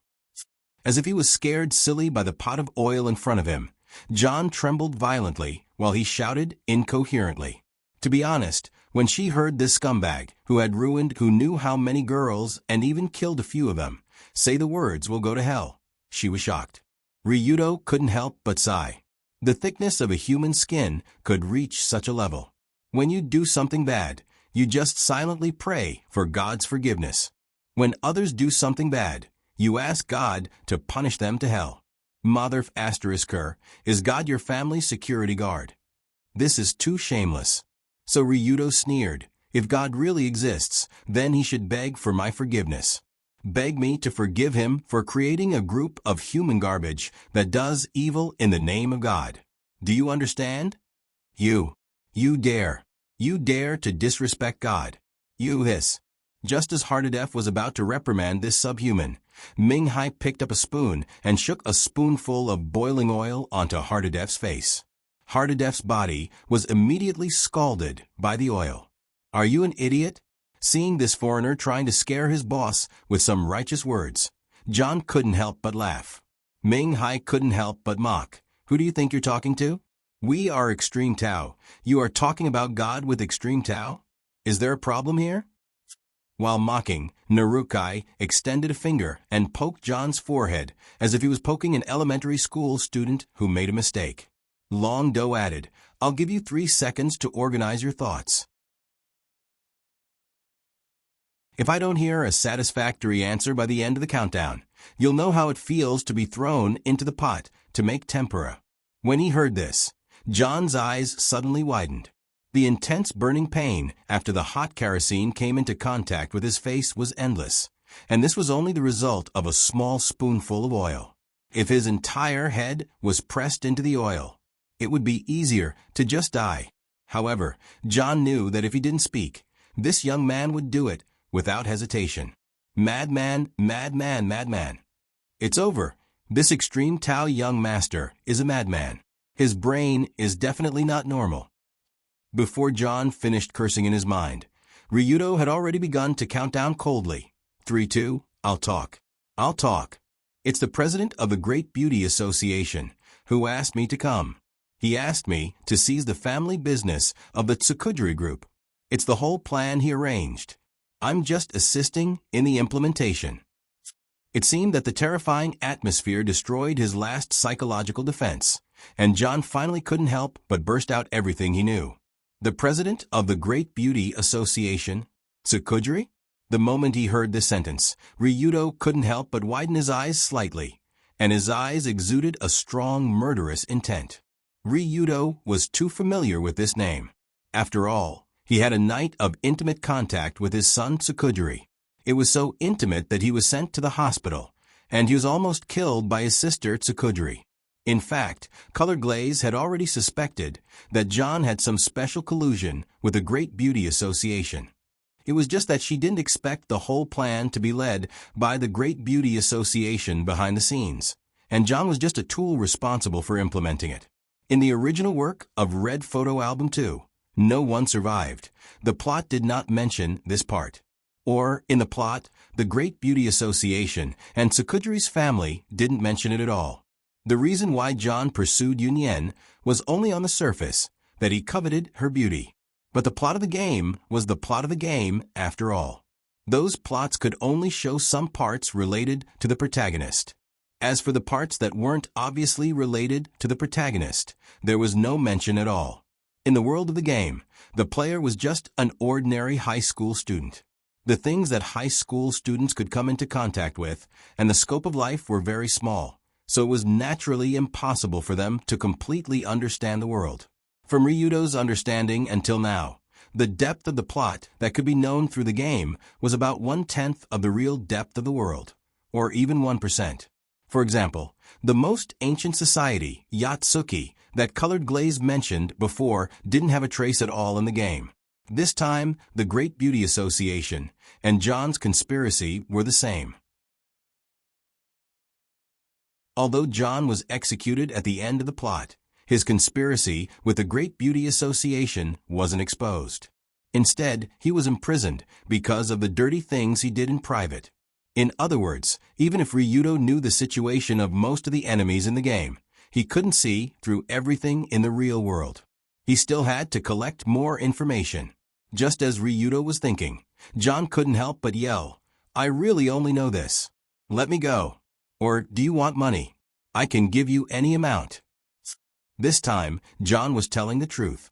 He really didn't know anything else. The marks caused by the kerosene splashed on his face burned with pain. The part of his palm that had 3 fingers broken on his back was even more painful. Now, John didn't want to think about anything else. He just wanted to leave here and see a doctor, no matter the cost. However, after hearing John's words, Ryudo first raised his eyebrows, then asked kindly, "Oh, if you have money, you should have said so earlier. I forgot that you are a rich young master. There must be a lot of money in your card, right? I have 10 million in my card at any time. This money should be enough to redeem yourself. 10 million? So poor? That's too little, asshole. Are you trying to get rid of a beggar? No, it's really not little. I have 10 million US dollars, USD. What? USD? 10 million US dollars? When he heard that John could transfer such a large amount of money at any time, Ryudo couldn't help but let out a whoa sound. Indeed, although 10 million US dollars didn't sound like a large amount, it was an astronomical number compared to yen. According to the current exchange rate, 1 USD was almost equivalent to 111 yen. 10 million US dollars was 1 billion yen. This was more valuable than Ryudo and Dunya's heads at that time. It was just that although this money was very tempting, it couldn't be taken away casually. After all, after this, the Teddy group would definitely know that the young master was missing. At that time, as long as they investigated the account, they would know that such a large amount of money was missing. This was bound to be a powerful search clue. So if he wanted to take this money, it was definitely impossible to transfer it directly. He had to use some financial means to launder it a few times before it could enter the account. It was impossible for ordinary people to launder this kind of money, but fortunately, Ryudo had a financial master-level subordinate here. Escort, go and call Gao Yuan over. Yes. With Ryudo's order, the escort immediately ran out of the basement and invited Gao Yuan over not long after. At the same time, Gao Yuan also held 2 laptops in his hands. Obviously, he had already understood the situation here. Under Gao Yuan's gaze, John tremblingly transferred the money through the two-way operation of the computer and mobile phone to an account in an unknown foreign country. As the prompt on the computer screen changed to "Transfer successful," this special transfer was completed. How is it? Is it done? Well, I will transfer this money to different accounts in batches, and then let it go around the world through some operations. In this way, no one will be able to detect the source when it is used again. How long will it take? The first batch can be solved in 3 days at the earliest. At that time, the amount of money will become yen, about 300 million. For this kind of financial operation, Gao Yuan was an expert. It was only a matter of time to launder this money. And the most important thing was that he could do it to the extent that even the professional organization of the Metropolitan Police Department couldn't find out the ins and outs. He could guarantee that the money could be used at will without leaving any trouble. Very good. Suddenly, Ryudo nodded with satisfaction and walked over to personally help John up from the chair. After the rope on his body was untied, John was so happy that tears almost flowed down. Island country little bastard, you dare to treat me like this. When I go back, I must spend a lot of money to hire someone to burn you to ashes. Although he thought so in his heart, John still smiled at Ryudo with joy. Can you let me go now? Yeah. Take care. I won't see you out. Gotcha. Before he finished speaking, a fist full of force hit John's face directly, and his neck was directly hit by a 180-degree rotation.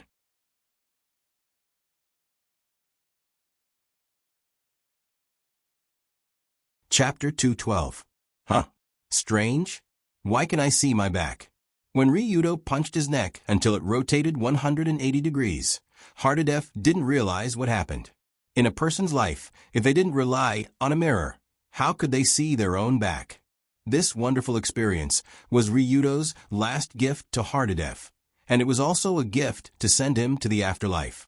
Although he got the money, Hardadef definitely couldn't be let go. Ryudo wasn't a fool. He clearly knew that if he let this guy go, there would be endless trouble. This foreign devil would definitely use all kinds of methods to retaliate.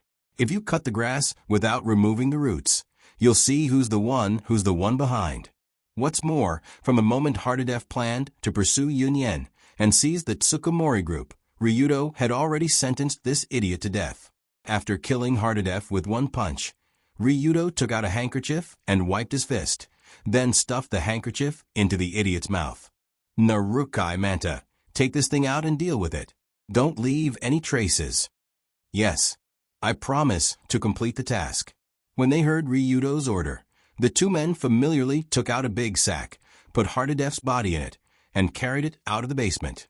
In terms of dealing with corpses, Kyoto was an expert among experts. If they wanted to, they could make people evaporate into thin air, and in the end, not a single hair could be found. As for how they did it, it was not convenient to elaborate. It's over? When Ryudo walked out of the basement of the Rulong Group headquarters, Colored Glaze, who had been waiting outside, greeted him. Just as you thought, the Great Beauty Association is behind this. Their purpose is to seize the Tsukumori group. Sure enough, I said there's no such coincidence in the world. Colored Glaze sighed and followed Ryudo to the bedroom. To be honest, Ryudo wasn't used to taking a stroll with Colored Glaze in his courtyard in the middle of the night. It was as if the two of them had already started living together. However, just because Ryudo wasn't used to it didn't mean that Colored Glaze wasn't. After moving in, she found that she actually liked the atmosphere of the Rulong Group headquarters. Every day, there were many ghetto walking around, drinking, singing, and playing dice in each room. It felt like a big family, a big and lively family. Although most of the people in this family were gangsters in the eyes of society, Colored Glaze still felt that this group of villains was more honest than the hypocrites of the upper class. Of course, although Colored Glaze didn't say it out loud, she also felt that it was quite pleasant to be with Ryudo. Under the elegant moonlight, the two walked side by side in the wooden corridor, their light footsteps slowly moving forward. As they walked, Colored Glaze suddenly asked, "Actually, the main reason why you're so insistent on killing Hardadef is that you can't stand him pursuing Yunyen, right?" "You can say that." Ryudo nodded, not intending to hide his feelings. From an objective point of view, Hardadef was indeed an evil person and deserved to die. But even if he wasn't an evil person, Ryudo might still make a move on him, just not to the extent of being ruthless. After all, Senior Sister Yunyen was Long Do's girlfriend. If they wanted to steal his girlfriend, they would be enemies from head to toe. In the world of ghetto, there were many ways to deal with the enemy, but there was only one goal, and that was to make the enemy disappear from this world. After hearing Ryudo's unhesitant answer, Colored Glaze was stunned for a moment, then slowly asked, "Then, if someone wants to pursue me?" Before Colored Glaze could finish her sentence, Ryudo interrupted. "Then he can reserve a place in the crematorium. Even Jesus can't save him. I said so." As he spoke, Ryudo gently held the hand next to him. The tender little hand that was grasped by his slightly rough hand struggled for a moment, and then she pretended to be reluctant and held back. Why are you so overbearing?" "Because I want the best things, so I didn't waste my time in this world." Ryudo's words actually hid another meaning, but Colored Glaze definitely didn't understand it. As they walked, the two came to Ryudo's room or Colored Glaze's room door. However, when they came to the door of the room, they found that the light in the room was on. It was normal to turn on the light in a room at night. But the problem was, Color Glaze and Ryudo were not inside. So why was the light turned on? Is there someone in the room? Is it dancing costume? She should be helping me tidy up the room or something. No, this smell is... Just when Colored Glaze thought it was dancing costume helping her tidy up the room, her delicate nose suddenly twitched as if she smelled a familiar fragrance. Smell? Sniff. Huh? This isn't it. Voila. Colored Glaze and Ryudo both smelled this familiar fragrance, and the door in front of the room suddenly opened from the inside. A beautiful woman in a delicate kimono appeared in front of the two. Why are you standing outside? Come in quickly. At this time, Rue Hui waved to Colored Glaze and Ryudo and said with a smile, "Am I seeing things?" After seeing the familiar figure, Colored Glaze couldn't help but reach out and pinch Ryudo's thigh. She found that her fingers were a little painful. Then she realized that it wasn't a dream. Rue Hui actually appeared at the Rulon Group headquarters in the middle of the night, and she was waiting for them in Colored Glaze's room. Because this scene was too surreal, the two didn't know how to react in a short time, so they could only walk into the room in a daze. After entering, Ryudo stood like a primary school student, while Colored Glaze swallowed a mouthful of saliva and asked, "Mother." "Ahem, Mother, don't tell me you're here." "Don't worry, I'm not here to take you back. Since you like to live here, then stay. It just so happens that you can enrich your life experience." After Rue Hui entered the room, she sat on Colored Glaze's bed, and this bed belonged to Ryudo a day ago.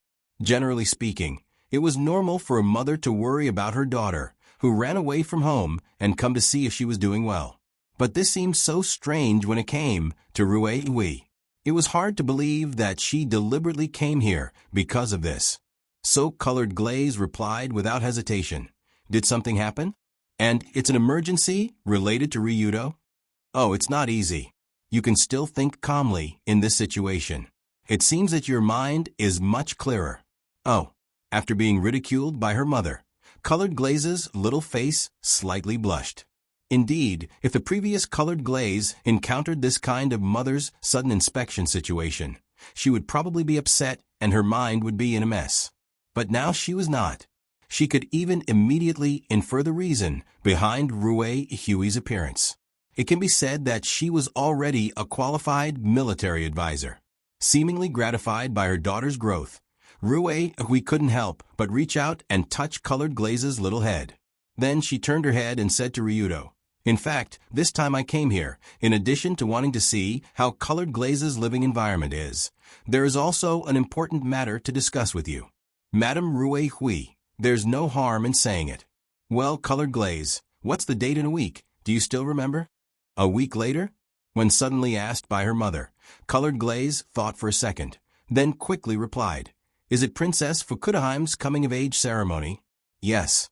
The princess is about to turn 20 years old. According to the tradition, she needs to go through the coming-of-age ceremony and make her own crown according to the royal tradition." Hearing this, Ryudo couldn't help but ridicule. "What is a crown?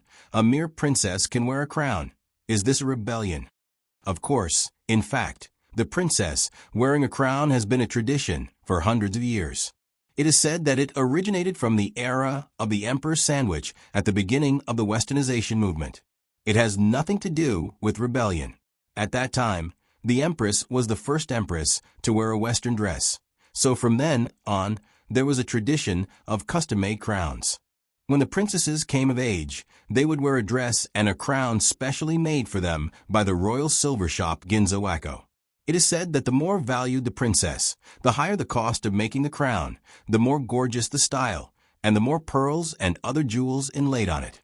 And according to the royal rules, Princess Fukudaheim must go to the imperial palace alone on the day of the ceremony to report to her grandparents, the former emperor, that she has become an adult and can take charge of the palace. After that, there will be a grand opening banquet. At that time, the emperor's family will also be there to greet the invited guests and celebrate. Liuli naturally knew this ancient tradition very well. However, there was one thing she didn't understand. What did this have to do with the dragon battle? After asking this question, Rue Hui first smiled faintly, then smiled and said, "Good question. According to my sources, the guests invited to Fukudaheim's coming-of-age ceremony are a bit special." Colored Glaze heard this and asked in confusion, "Special guests? Aren't they the people of Yatsuki?" According to common sense, as the core organization that ruled this country, Yatsuki would naturally attend such a large-scale royal event. As the Dark Crow, Rue Hui would definitely go. However, Rue Hui glanced at Ryudo and smiled. The people of Yatsuki will definitely go. But the problem is that in the list of people invited, there are the leaders of the three extreme organizations, Rulong Group, Big Dipper Alliance, and Black Snake Alliance. Hearing Rue Hui's words, Ryudo and Colored Glaze couldn't help but look at each other and see the surprise in each other's eyes.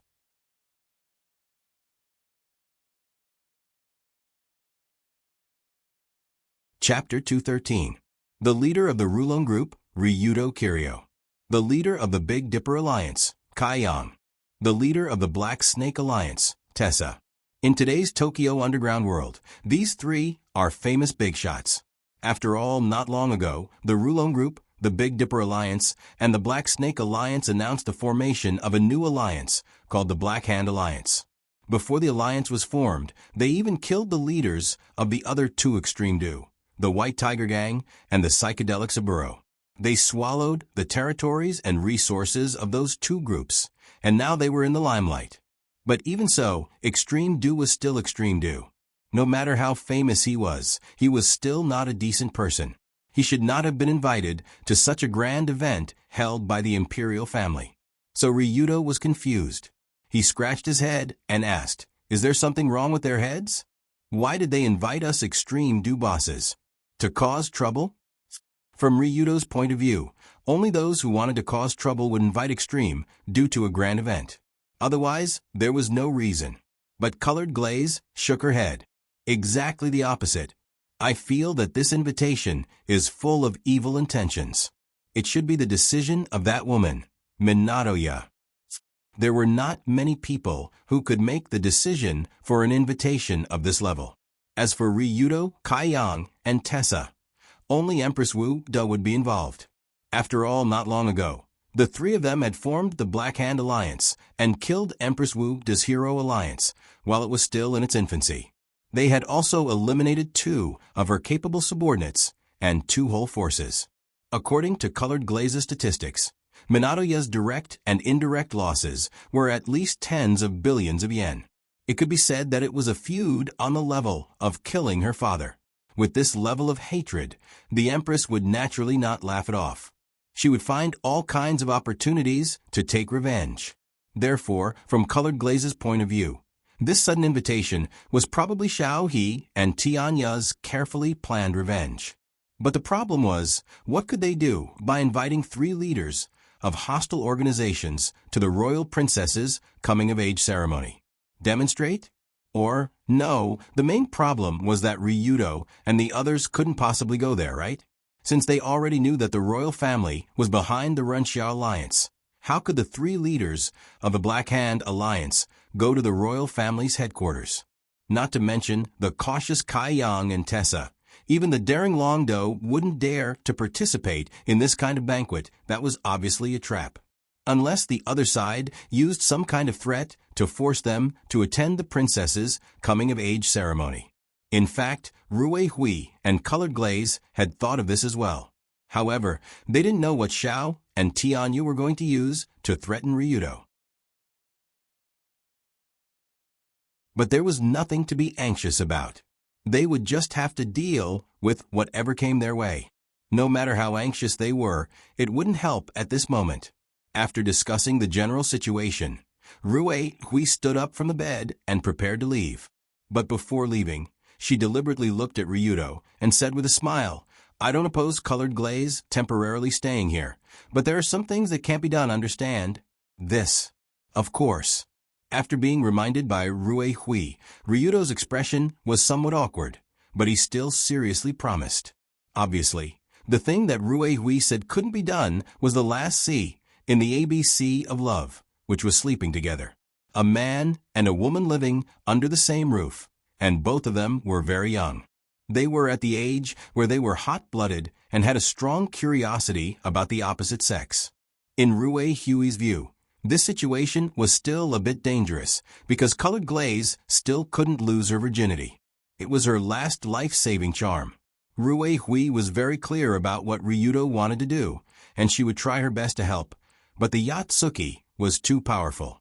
Unless they had the strength to overthrow the country, it was difficult to compete with them. Therefore, the best solution in Rue Huey's mind was to let Colored Glaze go to the Tenzai Shrine for a period of time as the Fasting King.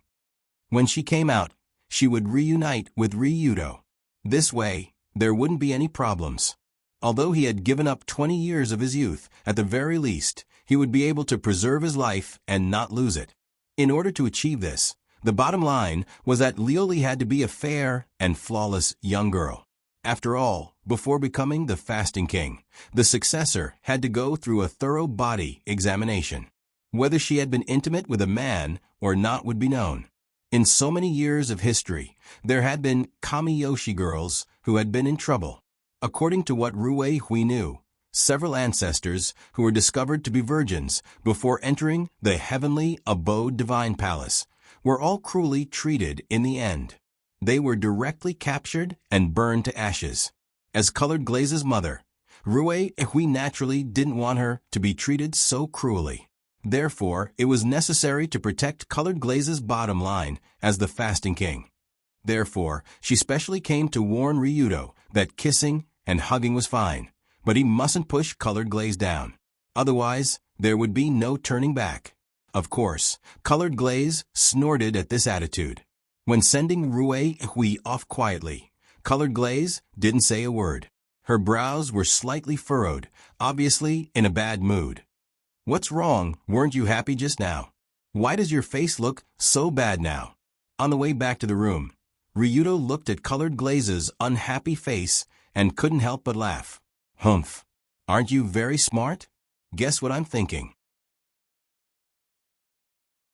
Colored Glaze snorted coldly, and at the same time, she couldn't help but reach out and rub the corner of her skirt. "You're bothered by what Mrs. Rue Hui said just now, right?" After all, it was normal for a teenage girl like Colored Glaze to be unhappy when she was mentioned in front of her mother. At least, Ryudo thought so. But in fact, the reason why Colored Glaze was unhappy was because of this, but it wasn't the whole reason. "Mom said that for my own good. I don't dislike her advice." She then smiled bitterly. "The reason why I'm unhappy is that I always feel like my body isn't mine. I don't even have the right to decide when I want to be with someone." Colored Glaze was naturally very clear about Rue Huey's previous reminder. As long as she didn't have a relationship with Ryudo, she could always go back to being a Fast King. But this feeling made Colored Glaze feel very uncomfortable. Very uncomfortable. She always felt that her purity had become her last life-saving charm. She would rather not have this life-saving charm. It was simply disgusting. After feeling Colored Glaze's dilemma, Ryudo couldn't help but approach her and say in her ear, "Oh, so you want to do that with me so much? You're really bold, even I didn't think about this kind of thing." The moment Ryudo said this, Colored Glaze's face suddenly turned red. She suddenly realized that her words just now seemed to have some elements of grievance because she couldn't be intimate with someone. It made Lioli seem like she really wanted to do that with someone, just like a woman who couldn't satisfy her desires. Wait, what the hell did I just say? How can I say this in front of this stinky pervert? Especially after thinking about what kind of situation the intimacy in her words represented. Colored Glaze's face suddenly turned red. The sudden kiss last night already made her unable to stop. She felt as if her whole body had been electrocuted. If I were to jump directly from A to BC, how would that feel? If you asked Colored Glaze if she wasn't curious, she was definitely a little curious. After all, young people all wanted to know how fascinating the legendary making a child was. But unlike the carnivorous Yunyan, Colored Glaze was still a herbivorous woman.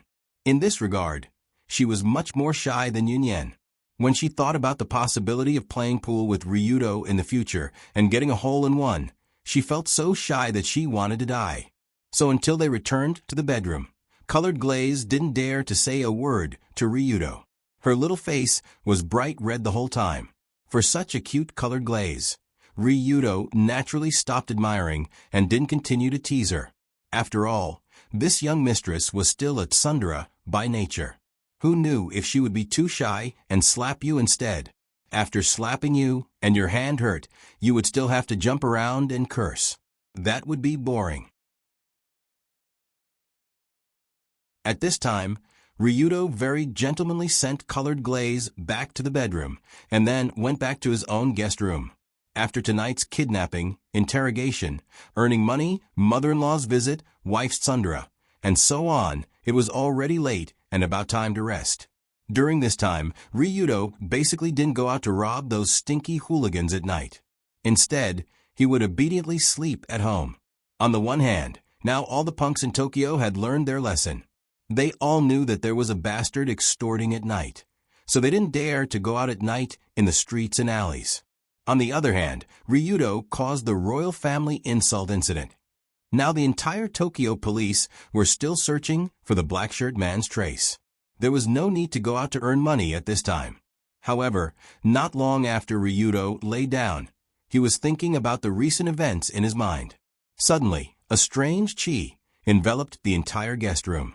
The speed of this chi was so fast that it was like a huge wave coming head-on. Almost in the next second, Ryudo and the entire room were shrouded in it, making him feel like he was under the guillotine. He could lose his life at any time. Most of the martial artists who practiced martial arts to the peak could condense their own momentum. Ryudo had already experienced it. Very coincidentally, this time he suddenly felt this sharp momentum in the middle of the night. It was obviously from the same person that Ryudo felt last time. That kind of pressure made people feel like they were being pinched by a sharp knife on their neck. Ryudo would never forget it in his life. It's him? That guy. Is he looking for me, for revenge? After feeling this familiar chi, Ryudo quickly got up from the bed, quickly opened the window, and jumped up.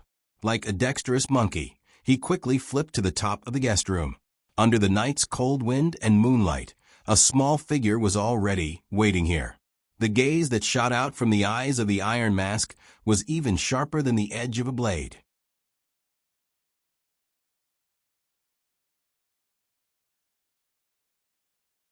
Chapter 214. At this time, standing on the roof of the guest room and exuding a murderous aura, was a very short man. He wore an iron mask that covered his entire face, and his limbs were much shorter than normal people. It was obvious that he suffered from some natural disease. But even so, this man didn't give off the feeling of being weak at all. Instead, he had the aura of a 2-meter-tall giant. It was hard to imagine that there would be a man with such a strong aura in the world. It was also hard to imagine that the gaze from behind the iron mask would be so vicious. It was obvious that this man didn't come to Ryudo's roof in the middle of the night on a whim, but he came prepared. Ryudo knew this man, and this man also knew Ryudo. After all, in their last encounter, he left an unforgettable memory for this man. At that time, Ryudo exploded with his strongest attack and directly hit this man's face. Even the current Long Do could easily recall the crisp feeling of his bones exploding with a single punch. For this man, it was an unforgettable scene for him. Long time no see, Saito. After slightly raising his eyebrows, Ryudo said the man's name. Demon Child. Saito, a top martial arts master, and also the headquarter teacher of the Saito Guild. In other words, Saito was once the headquarter teacher of the Saito Guild.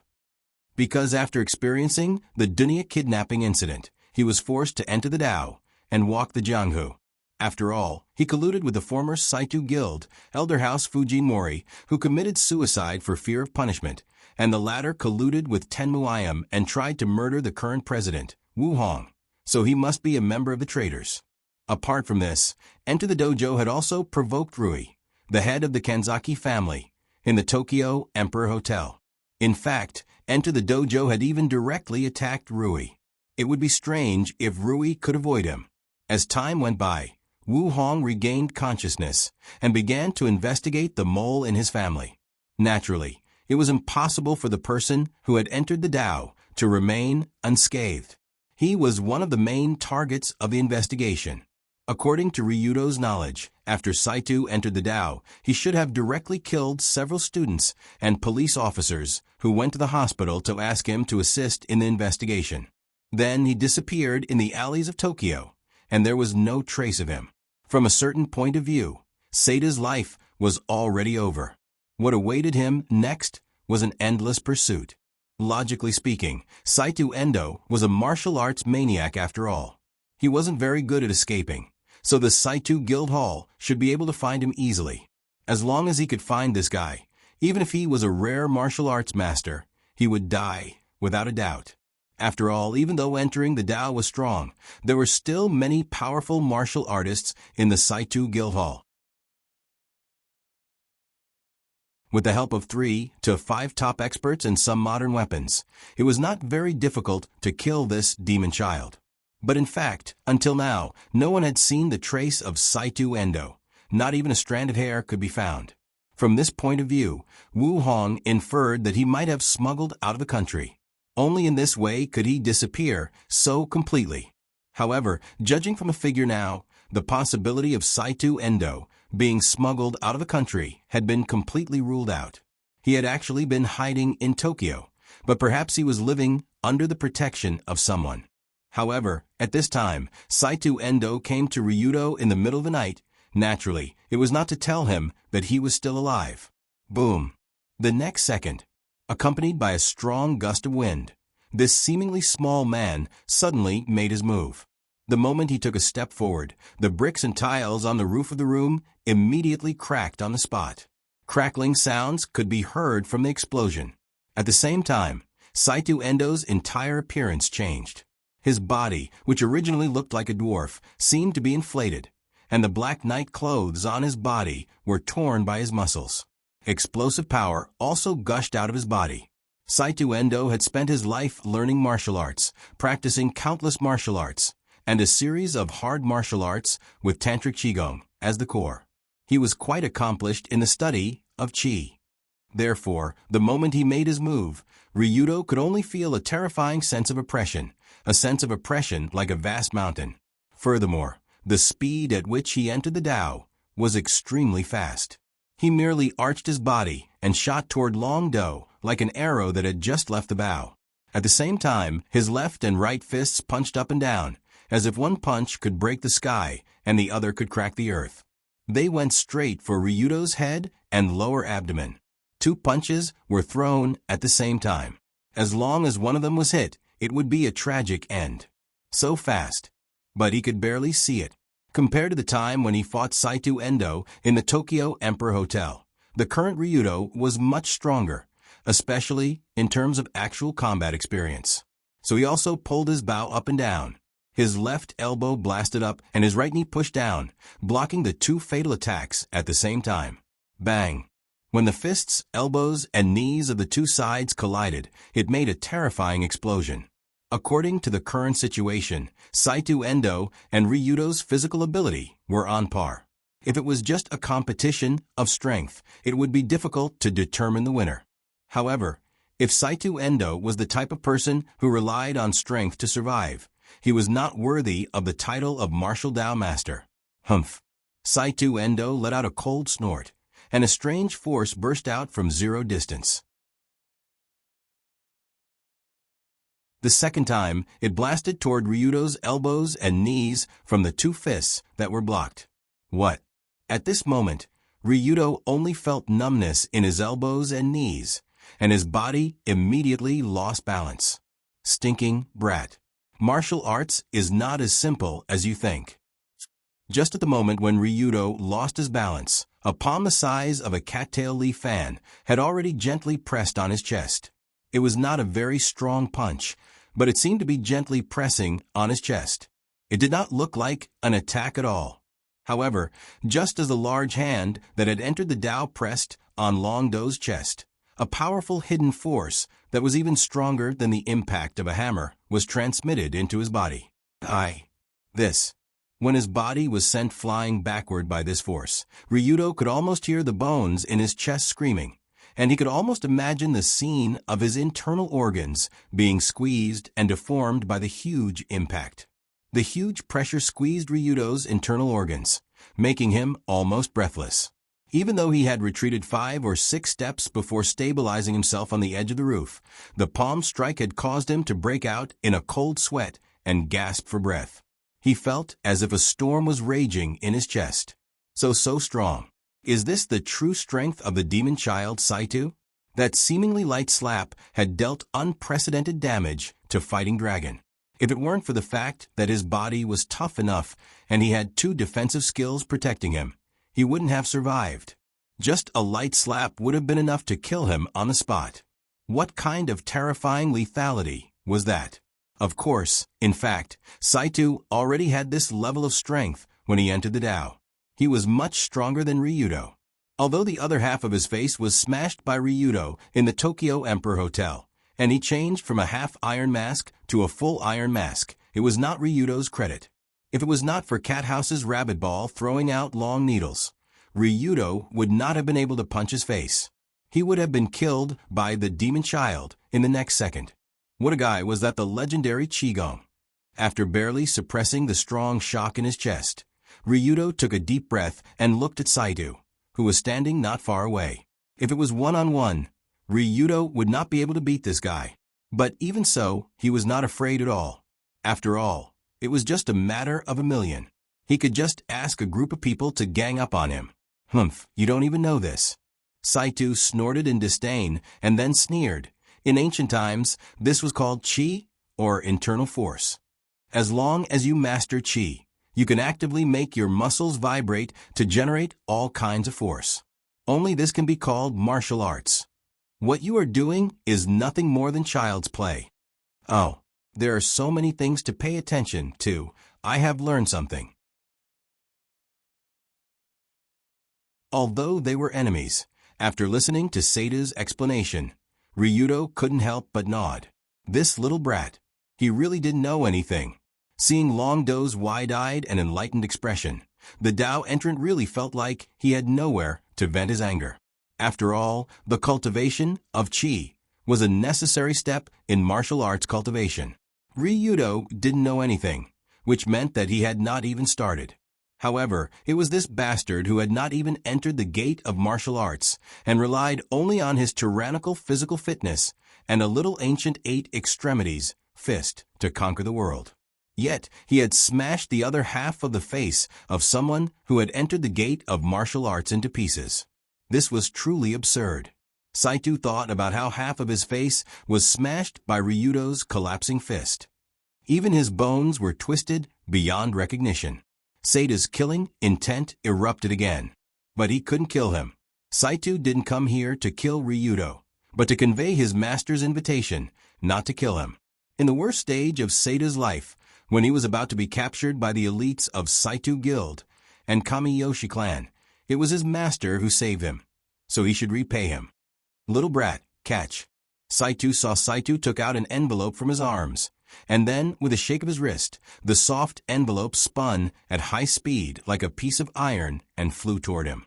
To be able to throw a soft envelope like a shuriken, this is obviously the effect of Qi, which is not something that can be done by ordinary strength. It hurts.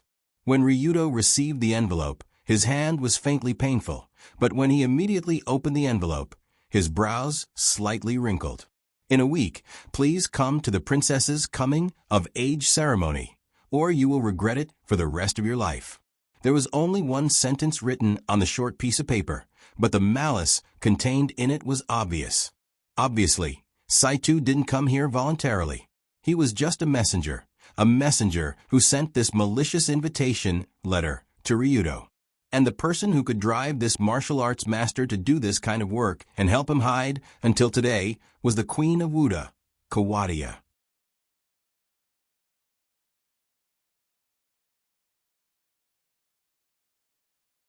Chapter 215.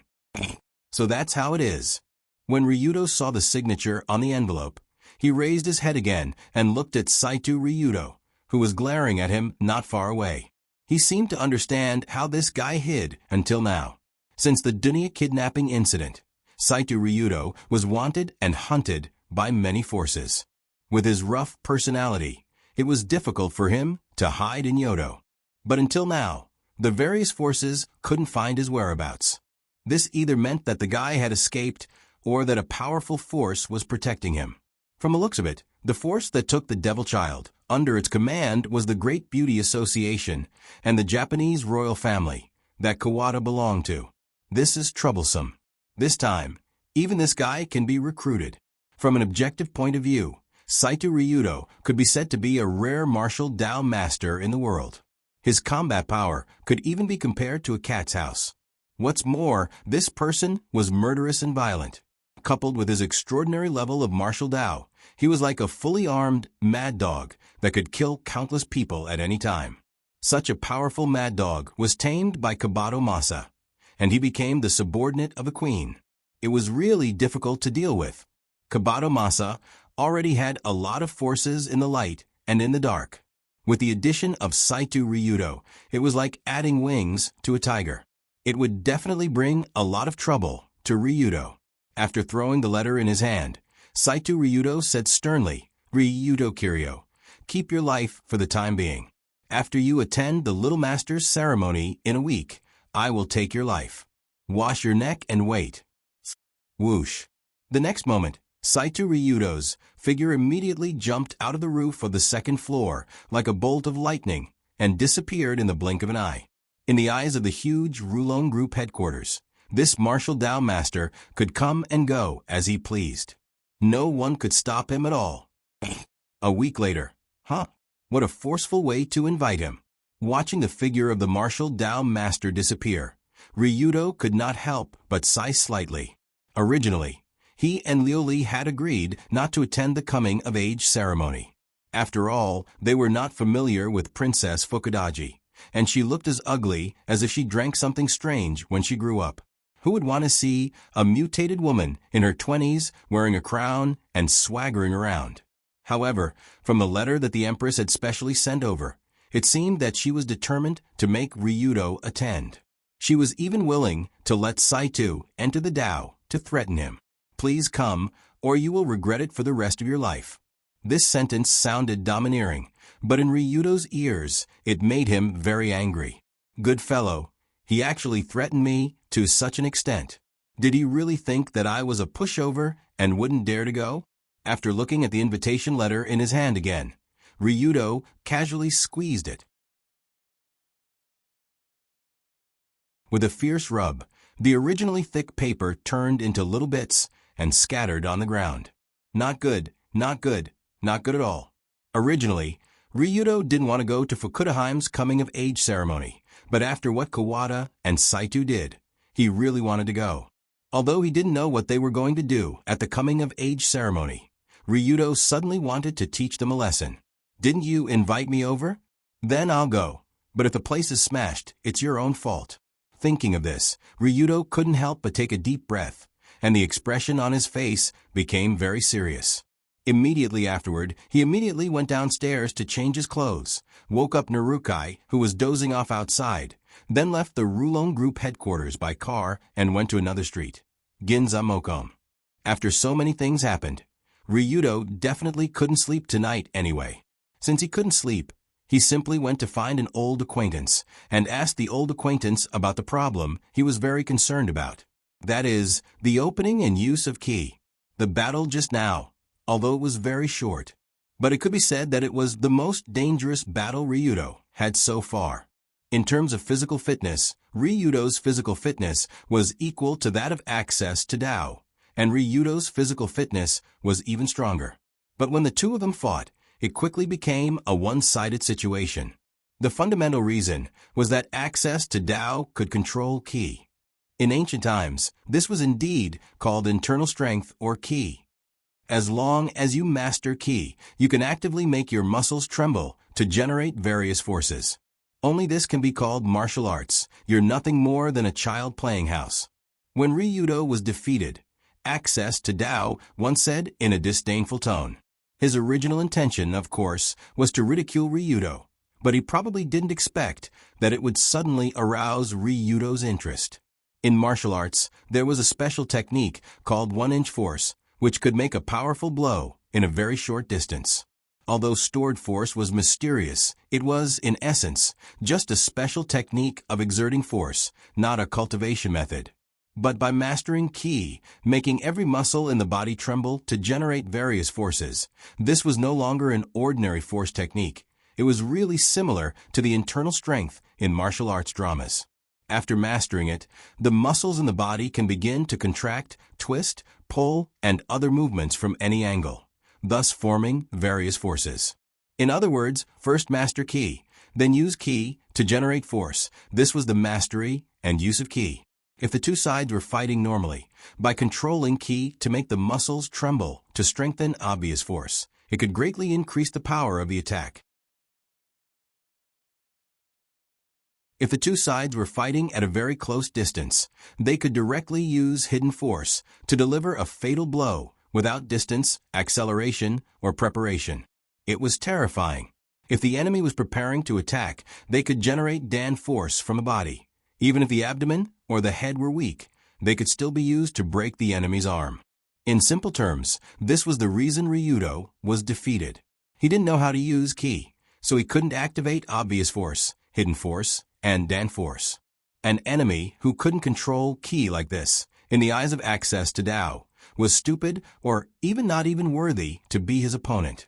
Of course, until now Ryudo didn't have any concept of ki, but fortunately, he knew that a person must have some understanding in this area. Not long after, in the Neon Ginza nightclub La Jump Bar, Ryudo found Furamaki Sotaro sitting in the corner drinking cheap wine and told him his doubts. So that's how it is, burp. You want to ask me about ki? Then you've found the right person. At this time, Furamaki had obviously drunk a lot, but when he heard his proud disciple's question about ki, he still answered in high spirits. As the master of Furamaki-style martial arts, although Furamaki Sotaro looked like an ordinary old man, he was still an ancient martial artist who had studied martial arts for decades. Naturally, he knew what ki was. According to old master Gumu, aura wasn't some kind of magic, nor was it some kind of mystical ability. Instead, it was something that existed in every living being. In the mouth of modern scientists, they call ki the human microelectromagnetic field. In the mouth of the ancient people, ki was called internal force or internal force. But in essence, it was a way to completely unleash 100% of the body's potential. Speaking of this, Furamaki glanced at Ryudo's muscular body that was completely different from when they first met. Even from the perspective of a martial artist, Ryudo's current physical fitness was already quite strong. After all, LV4 physique brought an all-around increase that ordinary people couldn't achieve in their lifetime. But even so, Ryudo only had a very strong physique, and he didn't unleash the potential of this physique to the extreme. If LV4 physique had 100 points of combat power, then Ryudo could only unleash about 60 points at most, and the other 40 points were hidden in the use of ki. The human body was originally an inexhaustible treasure house, and the hidden treasures were as vast as the Milky Way. After some special training, humans could grasp the power of ki in their hands and unleash all the potential of the body. This was also the realm that the group of top martial artists in history could achieve. From a moment a martial artist can grasp ki, the proficient realms of mastery are obvious strength, inward strength, Dan strength, and will strength. But I think these realms may be a bit far from you, so I haven't mentioned it. Speaking of this, the old man couldn't help but look at Ryudo. It seemed that he felt that it was still a bit too early for him to cultivate ki. After all, the complexity of it was difficult to describe in words. According to Furamaki Sotaro's personal experience, it was already very difficult to master the most basic obvious strength. Generally speaking, it was impossible to do without 10 or 20 years of hard work. And the inward strength and Dan strength, in addition to decades of hard work, it also required a considerable amount of talent. Otherwise, it was impossible to comprehend it in one's lifetime. As for the final willpower, it was basically a legendary level. It was said that a martial artist who had cultivated to this level would have a flawless temperament like a bright pearl. They would be able to predict danger and avoid calamities. They would be able to move at will and walk leisurely in a rain of bullets. Anyway, no one had seen it before, so they could brag as much as they wanted. But except for the will strength at the end, the bright strength, dark strength, and dance strength were indeed real. Furamaki Sotaro could testify to this, because at his peak, he was a martial artist who practiced dance strength. Suddenly, Ryudo smiled helplessly and said, "I can't help it. Who told me to fight with Saito Irido in the near future? If I don't know how to use ki, it will be difficult for me to be his opponent." Bang! Originally, Ryudo just casually mentioned this name, but when he heard the word Saito Irido, Furamaki Sotaro couldn't help but clench his fist and crush the thick beer bottle in his hand with his bare hands.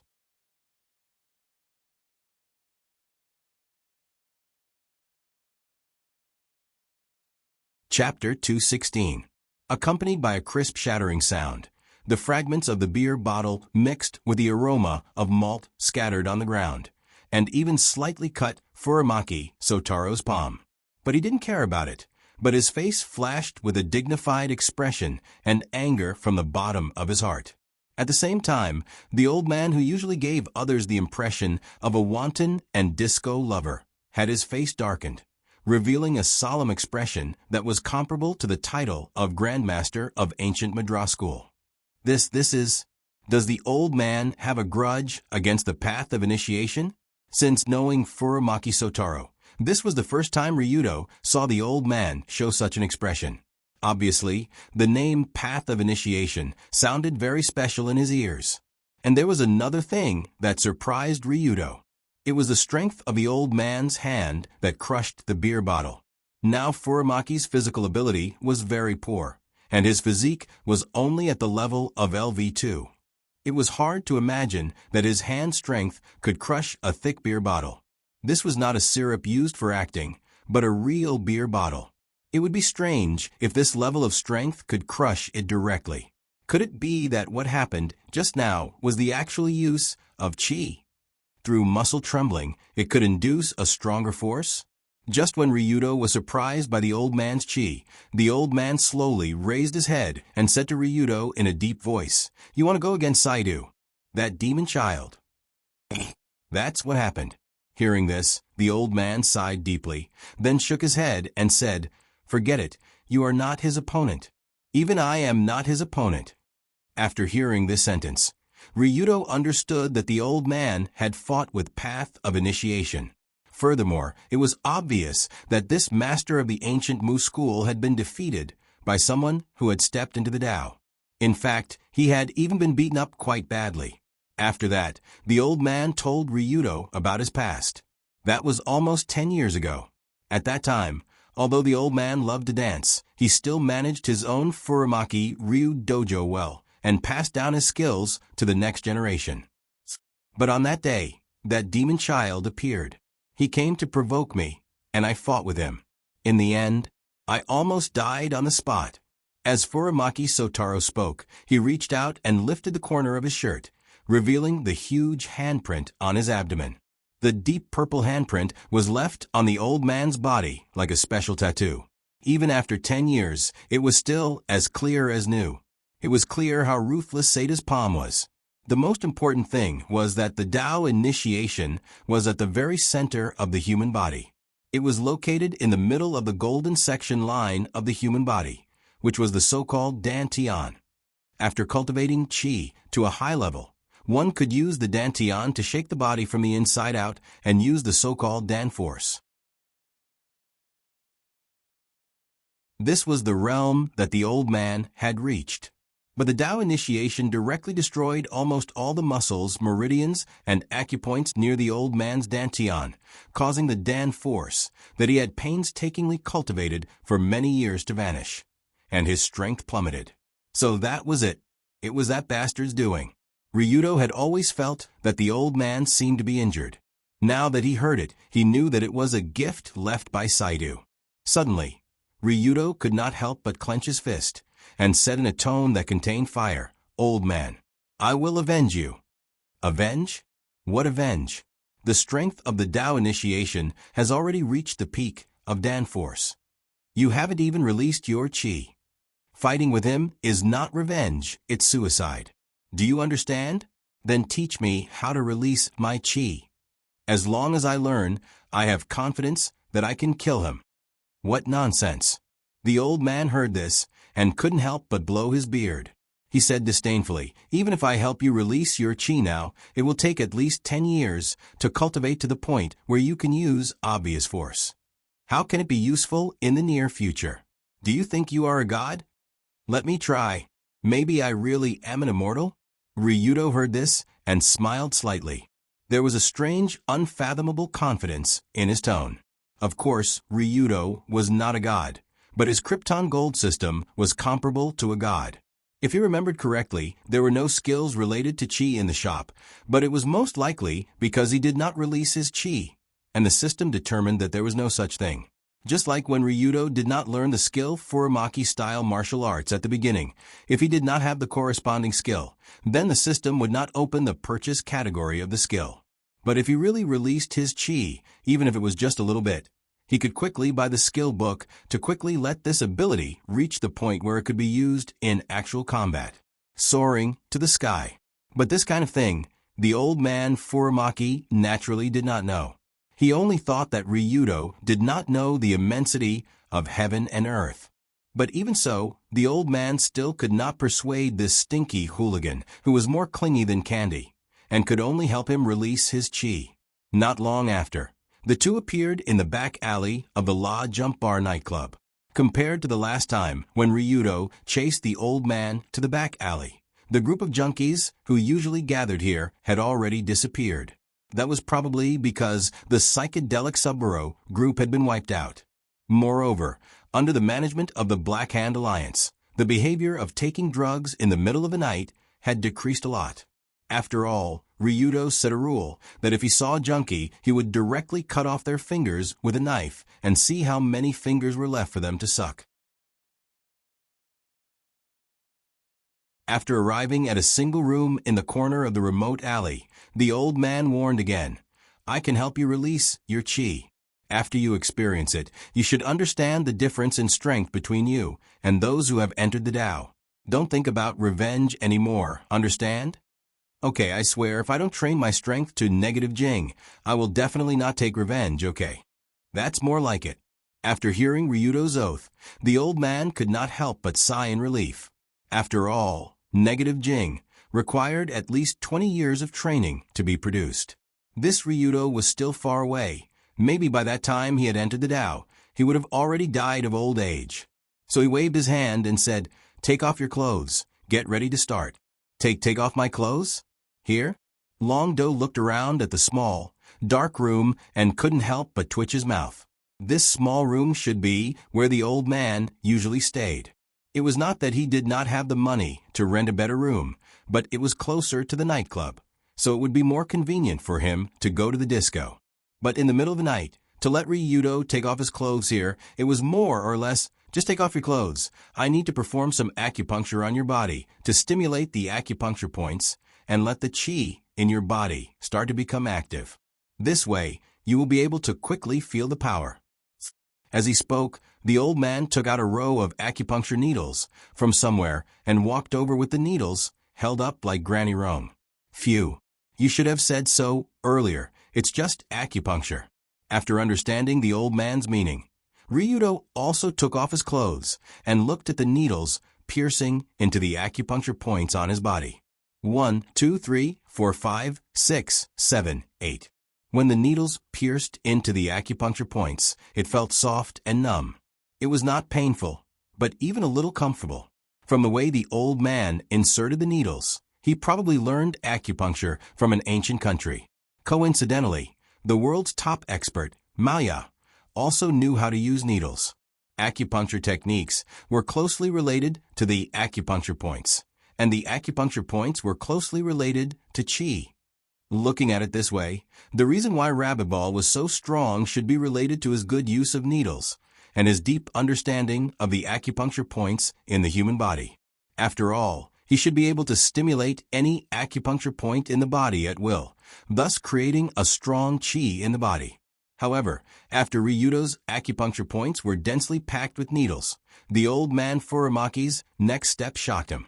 After the acupuncture points were fixed, the old man started to clip small copper wires onto the hooks at the end of the long needles.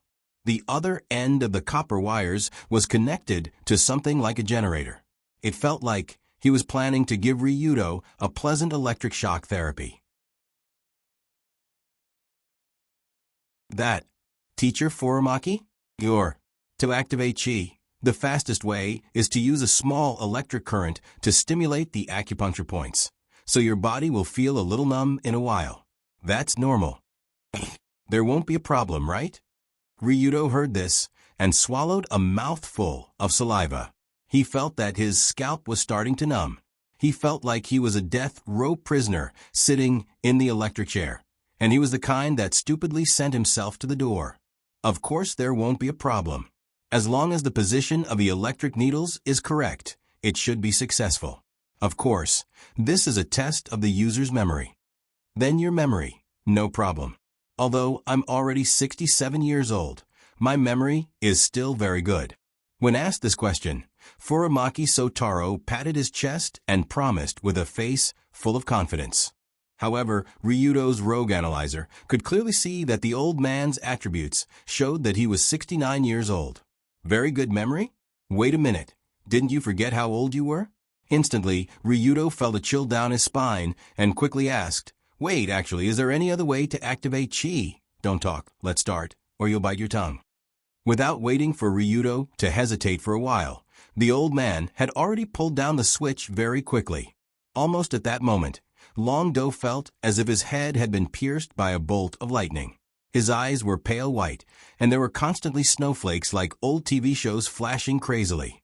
This is the legendary electric shock therapy? When the electric current entered Ryudo's body, he wanted to move, but he couldn't even move a finger, and his body was even slightly trembling. But under such circumstances, Long Do felt that some parts of his body were moving with a fluid that he couldn't touch or see, but he could clearly feel its existence.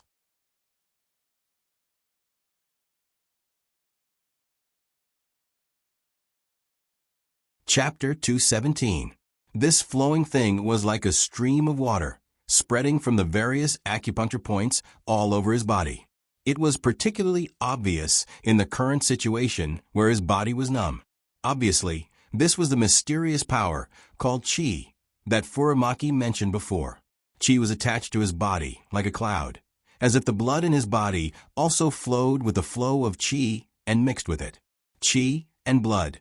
In many ancient Qigong theories, chi and blood were inseparable. Previously, it was difficult for Dragonfight to understand this concept, but now he had a rough idea of what it meant. Hiss. Just as Ryudo felt the movement of chi and blood, Furumaki also turned off the switch and released Ryudo from Professor Yang's kiss.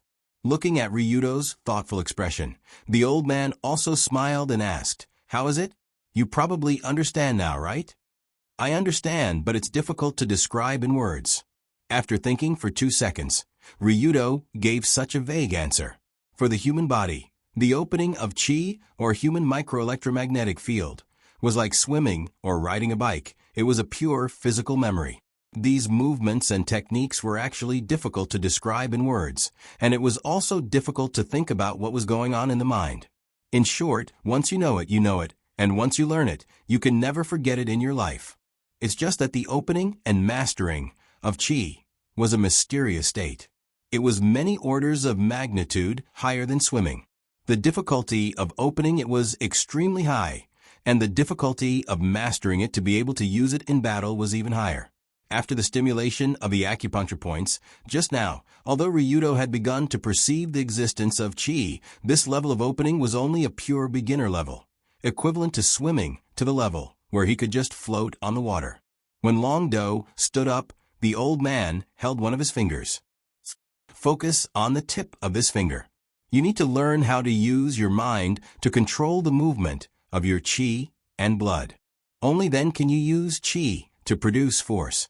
As the old man reached out to hold that finger, Long Do could feel a warm wave of air coming from that finger. Unknowingly, he also focused his attention on that finger. He could feel the invisible chi and blood gathering at the tip of his finger. But when he moved slightly, the gathered chi and blood disappeared in an instant. But according to the old man, this situation was completely normal. It took a long time to condense one's chi and blood in a certain part of the body, and it took even longer to make the body muscles tremble to transmit force. Even if it was only the most basic, obvious force, it was impossible to develop it without 7 or 8 years, or more than 10 years of effort, at least from a traditional point of view. But no matter what, the chi in Ryudo's body had reached the preliminary level. Although he hadn't mastered it yet, it did exist, and he had achieved his goal tonight. Remember, before your chi reaches the level where you can use hidden force, don't fight with Saidu. A real man doesn't lie. Before Ryudo left, the old man Furamaki couldn't help but remind him again, as if he was afraid that this kid, who didn't know the immensity of heaven and earth, would go to his death openly. Don't worry. Ryudo nodded with a smile and said solemnly, "If I break this promise, I won't be able to get a wife in this life. Is that okay?" The old man knew that Ryudo was an old pervert who was going to marry 3 wives, so this vow was poisonous. Thus, he nodded at the disciple who had made the oath, believing his words. "Sai, I hope that guy Saito can die of old age early. Hopefully, he won't live until Ryudo masters hidden force." Looking at Ryudo's back, the old man who stayed in his small broken house sighed. Then he took out a straw doll with Saito entering the Tao from the drawer, picked up a hammer and nail, and nailed it on the wall, as if he was cursing that guy to die early. Of course, Ryudo didn't want Saito to die early. He just wanted to kill that bastard with his own hands. Rustle. Puff, puff, puff. However, on the way back, Longdo, who was sitting in the back of the car, couldn't help but let out a burst of strange laughter, which made Minghai, who was driving in front, feel a little confused. What's wrong with the boss? After entering the old man's room for a while, he laughed like this. Did something strange happen? Thinking of this, Narukai's forehead couldn't help but drop a few drops of cold sweat. Ryudo naturally didn't know what this capable assistant was thinking, because he was already immersed in the pleasure of shopping. Now, Ryudo's personal attributes were like this. Name, Ryudo Kiryoage, 16 attributes.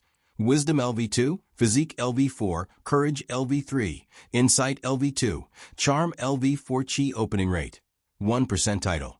Beginner Assassin, obtained after 100 successful sneak attacks. Presence reduced by 20% when equipped. Equipment. Uzi submachine gun rare, hook lock good, equipment. None tools.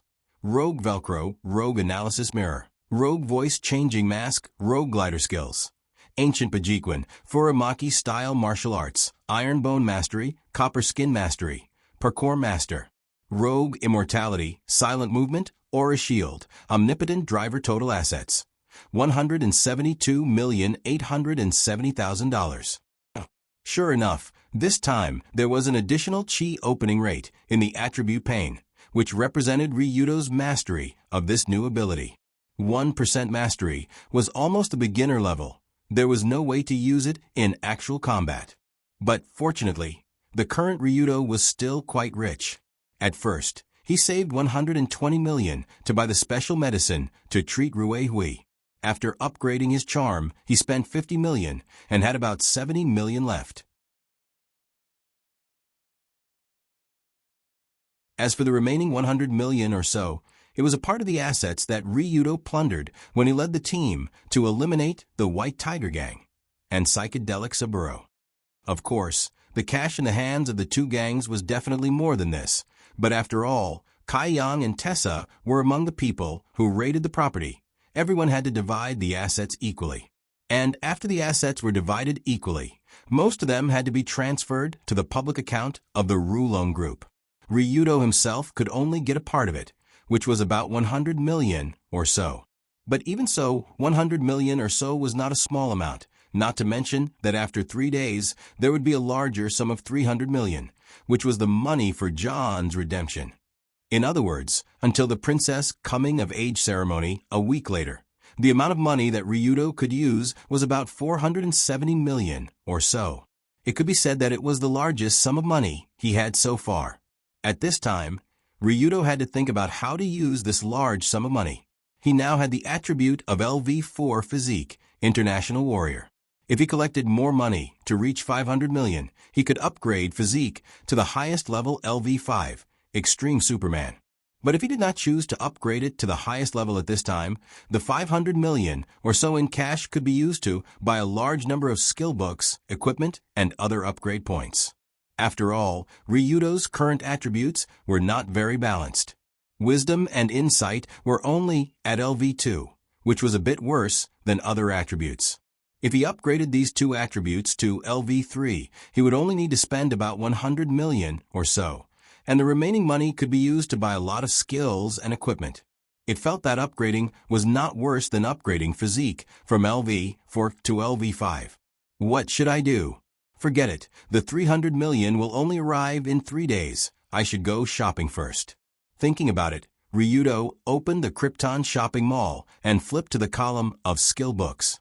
Sure enough, in the skill shopping mall, there were a lot of internal force skill books that he had never seen before. Among all the skill books, internal force skill books was actually a separate column to browse, and the variety was much richer than expected.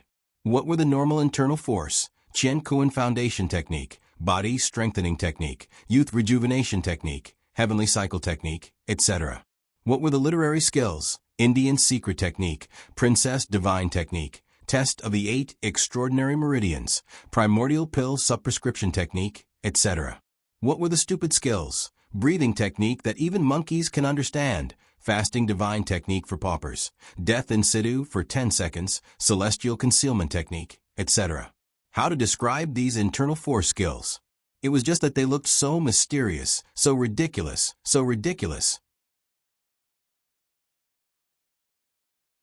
In particular, the names seemed to have come straight out of a book of Qigong literature that could be found on the streets.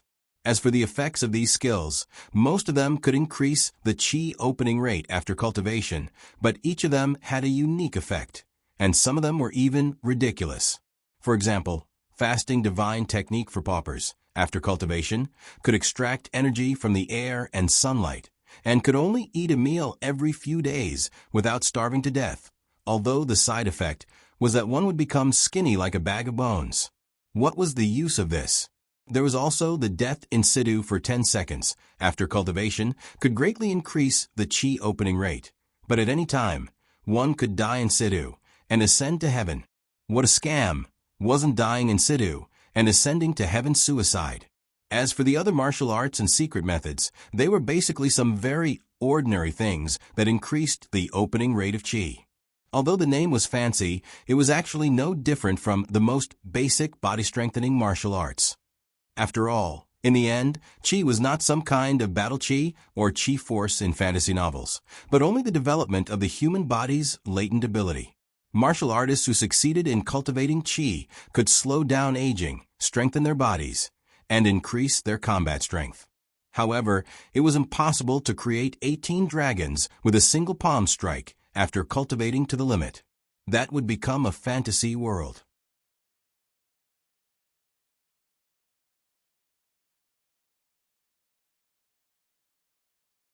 Chapter 218. Therefore, after looking around, Ryudo chose the most basic Chien Kuen Foundation building technique. He wanted to see what kind of changes would happen to the Qi opening rate after cultivating the Nigong. However, the price of Nigong skill books was extremely high. Even the most basic skill book cost 20 million each. It was simply daylight robbery. Following his purchase of the skill book, Chien Kuen Foundation Building Technique appeared in Ryudo's skill bar. At this moment, this was the description of this skill in Ryudo's skill bar. Skill bar, Chien Kuen Foundation Building Technique. Able to increase the opening rate of Qi, 20% proficiency. The description of this Nigong skill was very simple. After learning it, Ryudo's attributes immediately changed. His Qi opening rate was originally only 1%. After learning the Chien Kuen Foundation Building Technique, it immediately became 10%. Compared to before, it had leaped by 10 times. However, this 10% Qi opening rate did not match the 20% proficiency of the Chien Kuen Foundation Building Technique. It seemed that for every 2 points of Nigong proficiency, the chi opening rate would only increase by 1 point. In other words, if he wanted the chi opening rate to reach the highest 100%, he would have to buy at least 2 Nigong skills and raise them to the maximum value. At least 2. Then he would choose this as the second option. After choosing for a while, Ryudo set his sights on a Nigong skill called Empress Mysterious Technique. The basic effect of this Nigong was to increase the chi opening rate. However, there was an additional effect, which was to increase the yang chi of the cultivator. On Ryudo's body, it would be, cough cough, good for them, good for me. Ryudo admitted that when he chose this skill, he had some impure intentions. However, he had no choice. Who told Ryudo to have 3 wives in the future? Moreover, one of them was a carnivorous woman like Yunyen. If he did not have the means to strengthen that ability, he might die in bed one day. That would be too stupid. Just like that, Ryudo spent another 20 million yuan to purchase the Empress Mystic skill, increasing his chi opening rate to 20%. At this moment, Ryudo came out of the system world and slowly extended his right hand.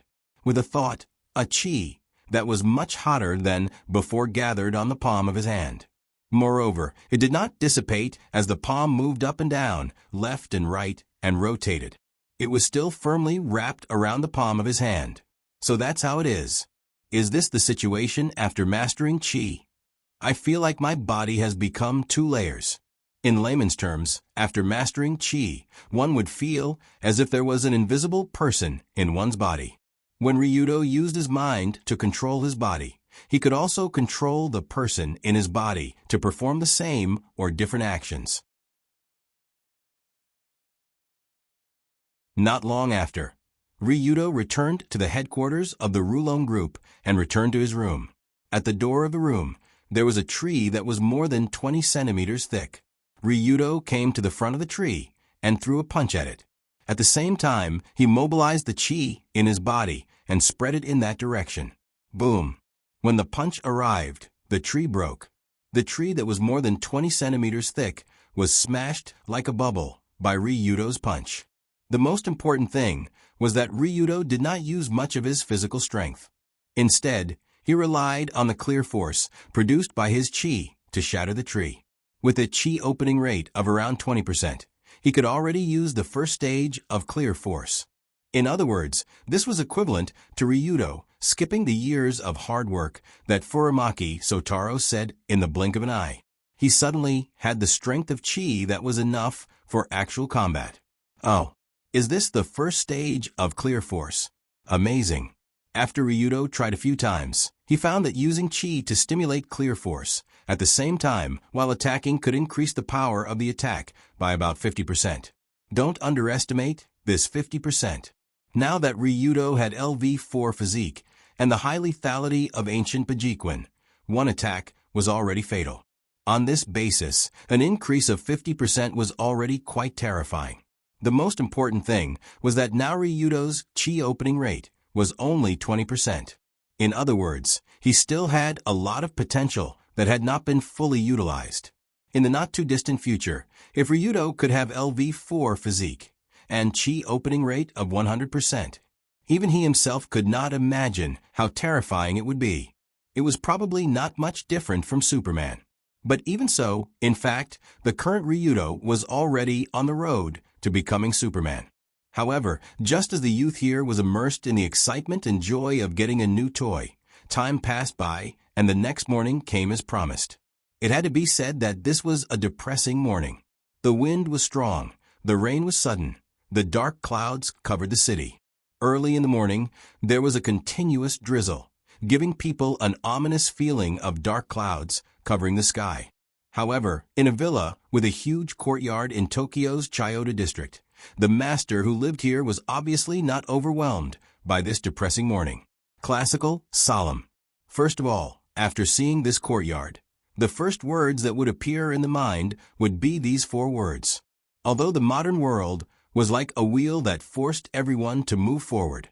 However, this place seemed to have been frozen in time hundreds of years ago.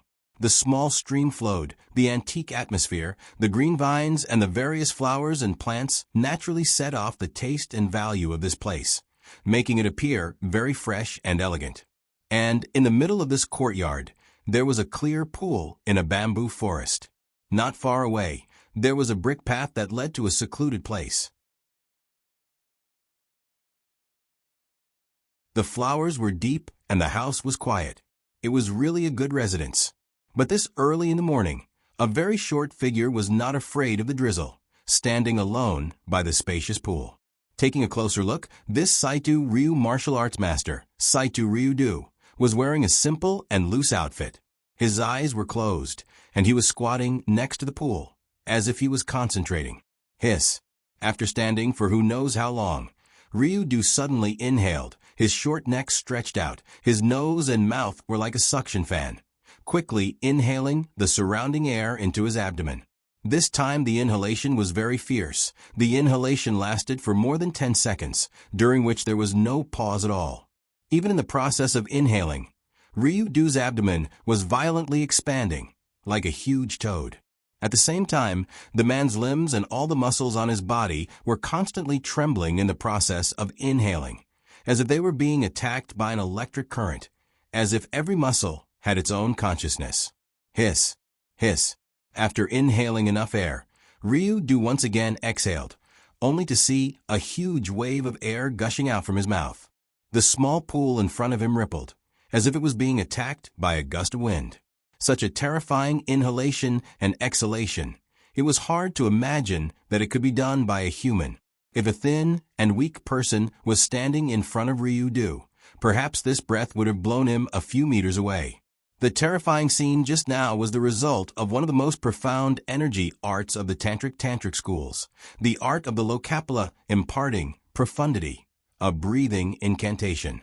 Through breathing, constantly guiding the chi in the body to flow around the body, thus stimulating every cell and maximizing the potential within. It could be said that in terms of the cultivation of chi, entering the Tao had already reached a rather profound realm. This was definitely not something that Long Do's petty 20% chi opening from yesterday could compare to. Clap, clap, clap, clap, clap. Just as he was about to complete his morning breathing technique, a crisp clap suddenly rang out from behind him. Good morning, Mrs. Kawada. With the strength of Ryu-do, naturally, he had already noticed the figure standing at the garden entrance not far away. He also slowly turned around and nodded to the woman in a Western dress. There was no doubt that the woman who appeared in the courtyard of Ryu-do was the current owner and savior of Ryu-do, Kawada. From the outside, Kawada was a middle-aged woman about 40 years old, but she obviously took good care of herself. Although she was not as beautiful as Rue Hui, who completely ignored the passage of time, she was still a dignified and elegant lady. Unlike most people's impression of Japanese empress, Kawada was wearing a Western-style high-collared, long-sleeved dress made of velvet fabric. It looked graceful and elegant, and it was quite a perfect match for her temperament. Such a very capable woman. If there was no special indication, it was hard to imagine that she was the daughter-in-law of the Japanese royal family, the wife of the current Emperor Wu-toku. Moreover, after witnessing the breathing exercise of entering the Tao, which could be called a stunt performance, her expression did not change. Her expression was calm and natural, showing a calmness and courage that was completely different from that of ordinary women. Of course, Kawada was such a person, after all. She was a woman who wanted to do great things, whether it was wisdom, courage, knowledge, or will, they were all at the top level.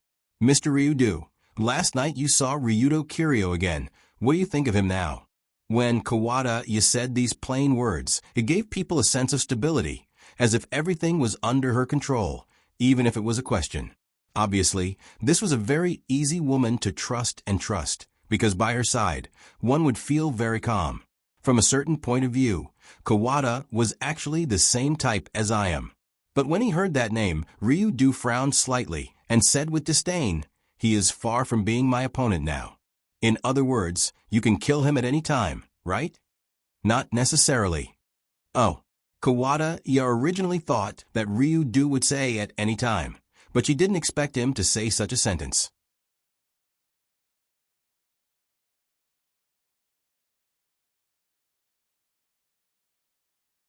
Chapter 219. Judging from his disdainful attitude towards Long Do when he had just entered the Tao, logically speaking, he should have looked down on that stinky brat. But in fact, that was not the case. Although he is not as good as me, he is already an outstanding expert of the younger generation. Plus, that kid has a lot of tricks up his sleeve. I dare not say that I can take his life at any time. Speaking of this, Access to Tao couldn't help but sigh. At the same time, he couldn't help but think of the scene last night. In the battle on the roof last night, Access to Tao clearly had the upper hand, but there was not a trace of fear on that boy's face. As everyone knows, there is no one who is not afraid of death. If someone feels that they are not afraid of death, it can only mean that they have never been close to death. Even Access to Tao, who has been on the verge of death dozens of times, will still unconsciously feel fear when facing the threat of death. This is human instinct. But last night, Ryudo's eyes and expression didn't show the slightest fear, as if he was sure that he would never die. Seeing that calm expression, Access to Tao didn't show any reaction on the surface, but in fact, he was very surprised. He is not afraid of death? No, he doesn't think that he will die at all. This kid must have hidden some powerful tricks up his sleeve. For this situation, Access to Tao can only explain that the kid still has some tricks up his sleeve. That is the only reasonable explanation. After all, he didn't think that there would be a person in the world who would buy a life for $1 million. This is a bit too outrageous. So that's how it is. This is Ryudo Kiryu. Even this kind of person who can almost be called a monster is not sure that he can kill him. Unfortunately, there is no way to recruit this kind of talent. If he falls to that point, he can only blame himself for not knowing how to appreciate kindness. After discussing a few more details with Access to Tao, Xiao and Tian slowly walked outside to prepare for the princess coming-of-age ceremony. That would be held 6 days later. But as the mother of Princess Fukudaheim, Kabato was responsible for preparing things that had nothing to do with her daughter, as if she didn't care about her daughter's situation at all. In fact, it was true, Kabato didn't care at all. The only thing she cared about was her career and her mission. His daughter was just an accessory in the mission. After the Empress left, Yi Zichen came to a bamboo forest by the pond alone. While enjoying the beauty of nature, he slightly raised the qi in his body and infused it into the finger of his right hand. He then pressed it down on a bamboo joint beside him. Crack. When the finger slowly pressed down on the hardest part of the bamboo joint, a crisp sound rang out from the bamboo joint. As the hand that had entered the Tao slowly returned to its original position, a 3-inch deep fingerprint was left on the bamboo joint. Vajra's finger. This was the martial arts technique that was casually used by those who had entered the Tao. If he were to use this move with all his might, even the strength of one finger would be enough to pierce through a steel plate. As for the human body? Sorry, except for the brilliant martial artists who could use their qi and blood to strengthen themselves to a great extent. An ordinary human's body was like tofu in the eyes of those who had reached the Tao. They could destroy it however they wanted. Logically speaking, with his strength, even if he fought Ryudo 6 days later, he could easily kill him. Even so, now that he had stepped into the Tao, he felt an indescribable sense of foreboding. Why? Why do I have this kind of feeling? He's just a teenager, who hasn't even released his qi. How can I be afraid of him? After shaking his head, Yi Zichen tried to get rid of the distracting thoughts in his mind as much as possible, not letting himself think about it anymore. Ryudo Kiryu. 1 week later, either you die, or I die. Before leaving, Yi Zichen finally said to the reflection in the pond. Obviously, he had made up his mind to take Ryudo's life the next time they meet. 6 days. There were only 6 days left before the princess coming-of-age ceremony. That was destined to be a stormy event.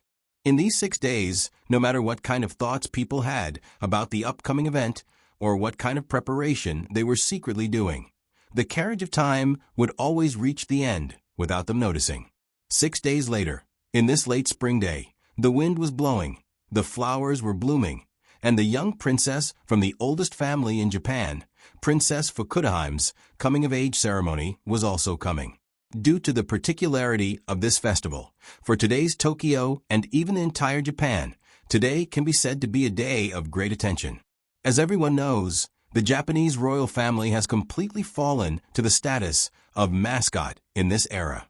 But even so, the country still has to spend a lot of money to support them and let them enjoy a luxurious life. Although some people have also raised some objections, but supporting the emperor family is actually like raising pets in captivity for this country. In essence, it is no different from the pandas in the zoo. It's just that the emperor family eats more and takes more than the pandas, so they have to pay more. Among them, the biggest cost is naturally the daily life and personal privacy of their own family. As the mascot of the whole country, almost every move of the royal family is under the attention of the people. It's hard to say that there is any privacy. It's like a living display in a glass window. Especially an event like the princess's coming-of-age ceremony, which was supposed to be a joyous event for the whole family and no foreign guests, had long become a national entertainment that was broadcasted live and filmed by every TV station. After all, at this coming-of-age ceremony, you can see many ancient and cumbersome traditional customs, and you can also see the emperor's family collectively appear in the kokyo and take photos together. The feeling is much more interesting than going to the zoo to watch gorillas perform airplane shooting. And all these special performances will take place in the kokyo, in the tower that has spanned decades of history and was bombed and rebuilt by American. Kokyo, as the name suggests, is the residence of the emperor's family. This kokyo was located in the central area of Tokyo Chiyoda. Surrounded by water on all sides, the kokyo was quite conspicuous in the busy streets. In particular, the quaint palace building was even more out of place in this world. The surrounding moat separates the kokyo from the bustling modern city. This makes the palace where the emperor lives not so much like a palace, but more like a lonely city on an isolated island.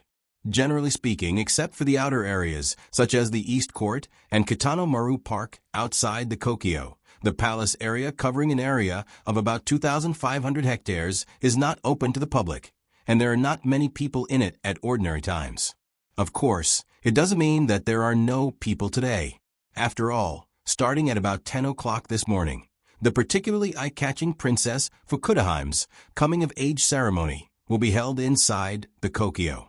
At that time, a large number of political and business leaders will gather here. Therefore, just before the hour hand in the morning pointed to 10 o'clock, a large number of reporters from various TV stations and online programs have gathered near the kokyo outside the kokyo. They all set up their cameras and bombarded the guests who came to watch the ceremony indiscriminately. It's coming. Whose car is that? It seems to be the president of the C-Ling Group. Hurry up and take photos. Hey, isn't that the CEO of Uni? Didn't he just promote abroad yesterday? He actually rushed back here early in the morning. That is the national treasure level cooking immortal Master Millet. It is said that he has been cooking for 100 years. He is a living immortal. For the reporter stationed in Tokyo, today was undoubtedly a great day because they could unscrupulously take photos and videos of this group of celebrities who were rarely seen in their daily lives. The guests who came to watch the ceremony got off in front of the kokyo and walked to the inner kokyo. Some walked quickly with their heads down, and some politely waved to the reporters in the distance. The guns and cannons on both sides of the road kept flashing. It didn't feel like a royal princess's coming-of-age ceremony. Instead, it felt like a strange fashion show. However, such a happy atmosphere completely disappeared with the appearance of a black car with a dragon's mark on the front hood. Rumble, rumble, accompanied by a very arrogant engine sound. The black car that didn't look low-key at all stopped outside the kokyo, and the royal etiquette officer standing at the gate in charge of greeting also walked over as usual. Wait, that car? It seems to be the exclusive car of the leader of the Rulon Group, Tong Shankazuma.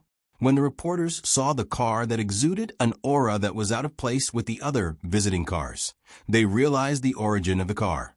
After all, the exclusive car of the leader of the Rulon group was quite famous. But according to the reporters' knowledge, Tong Sheng Kazuma was now a fugitive, and it was said that he fled abroad.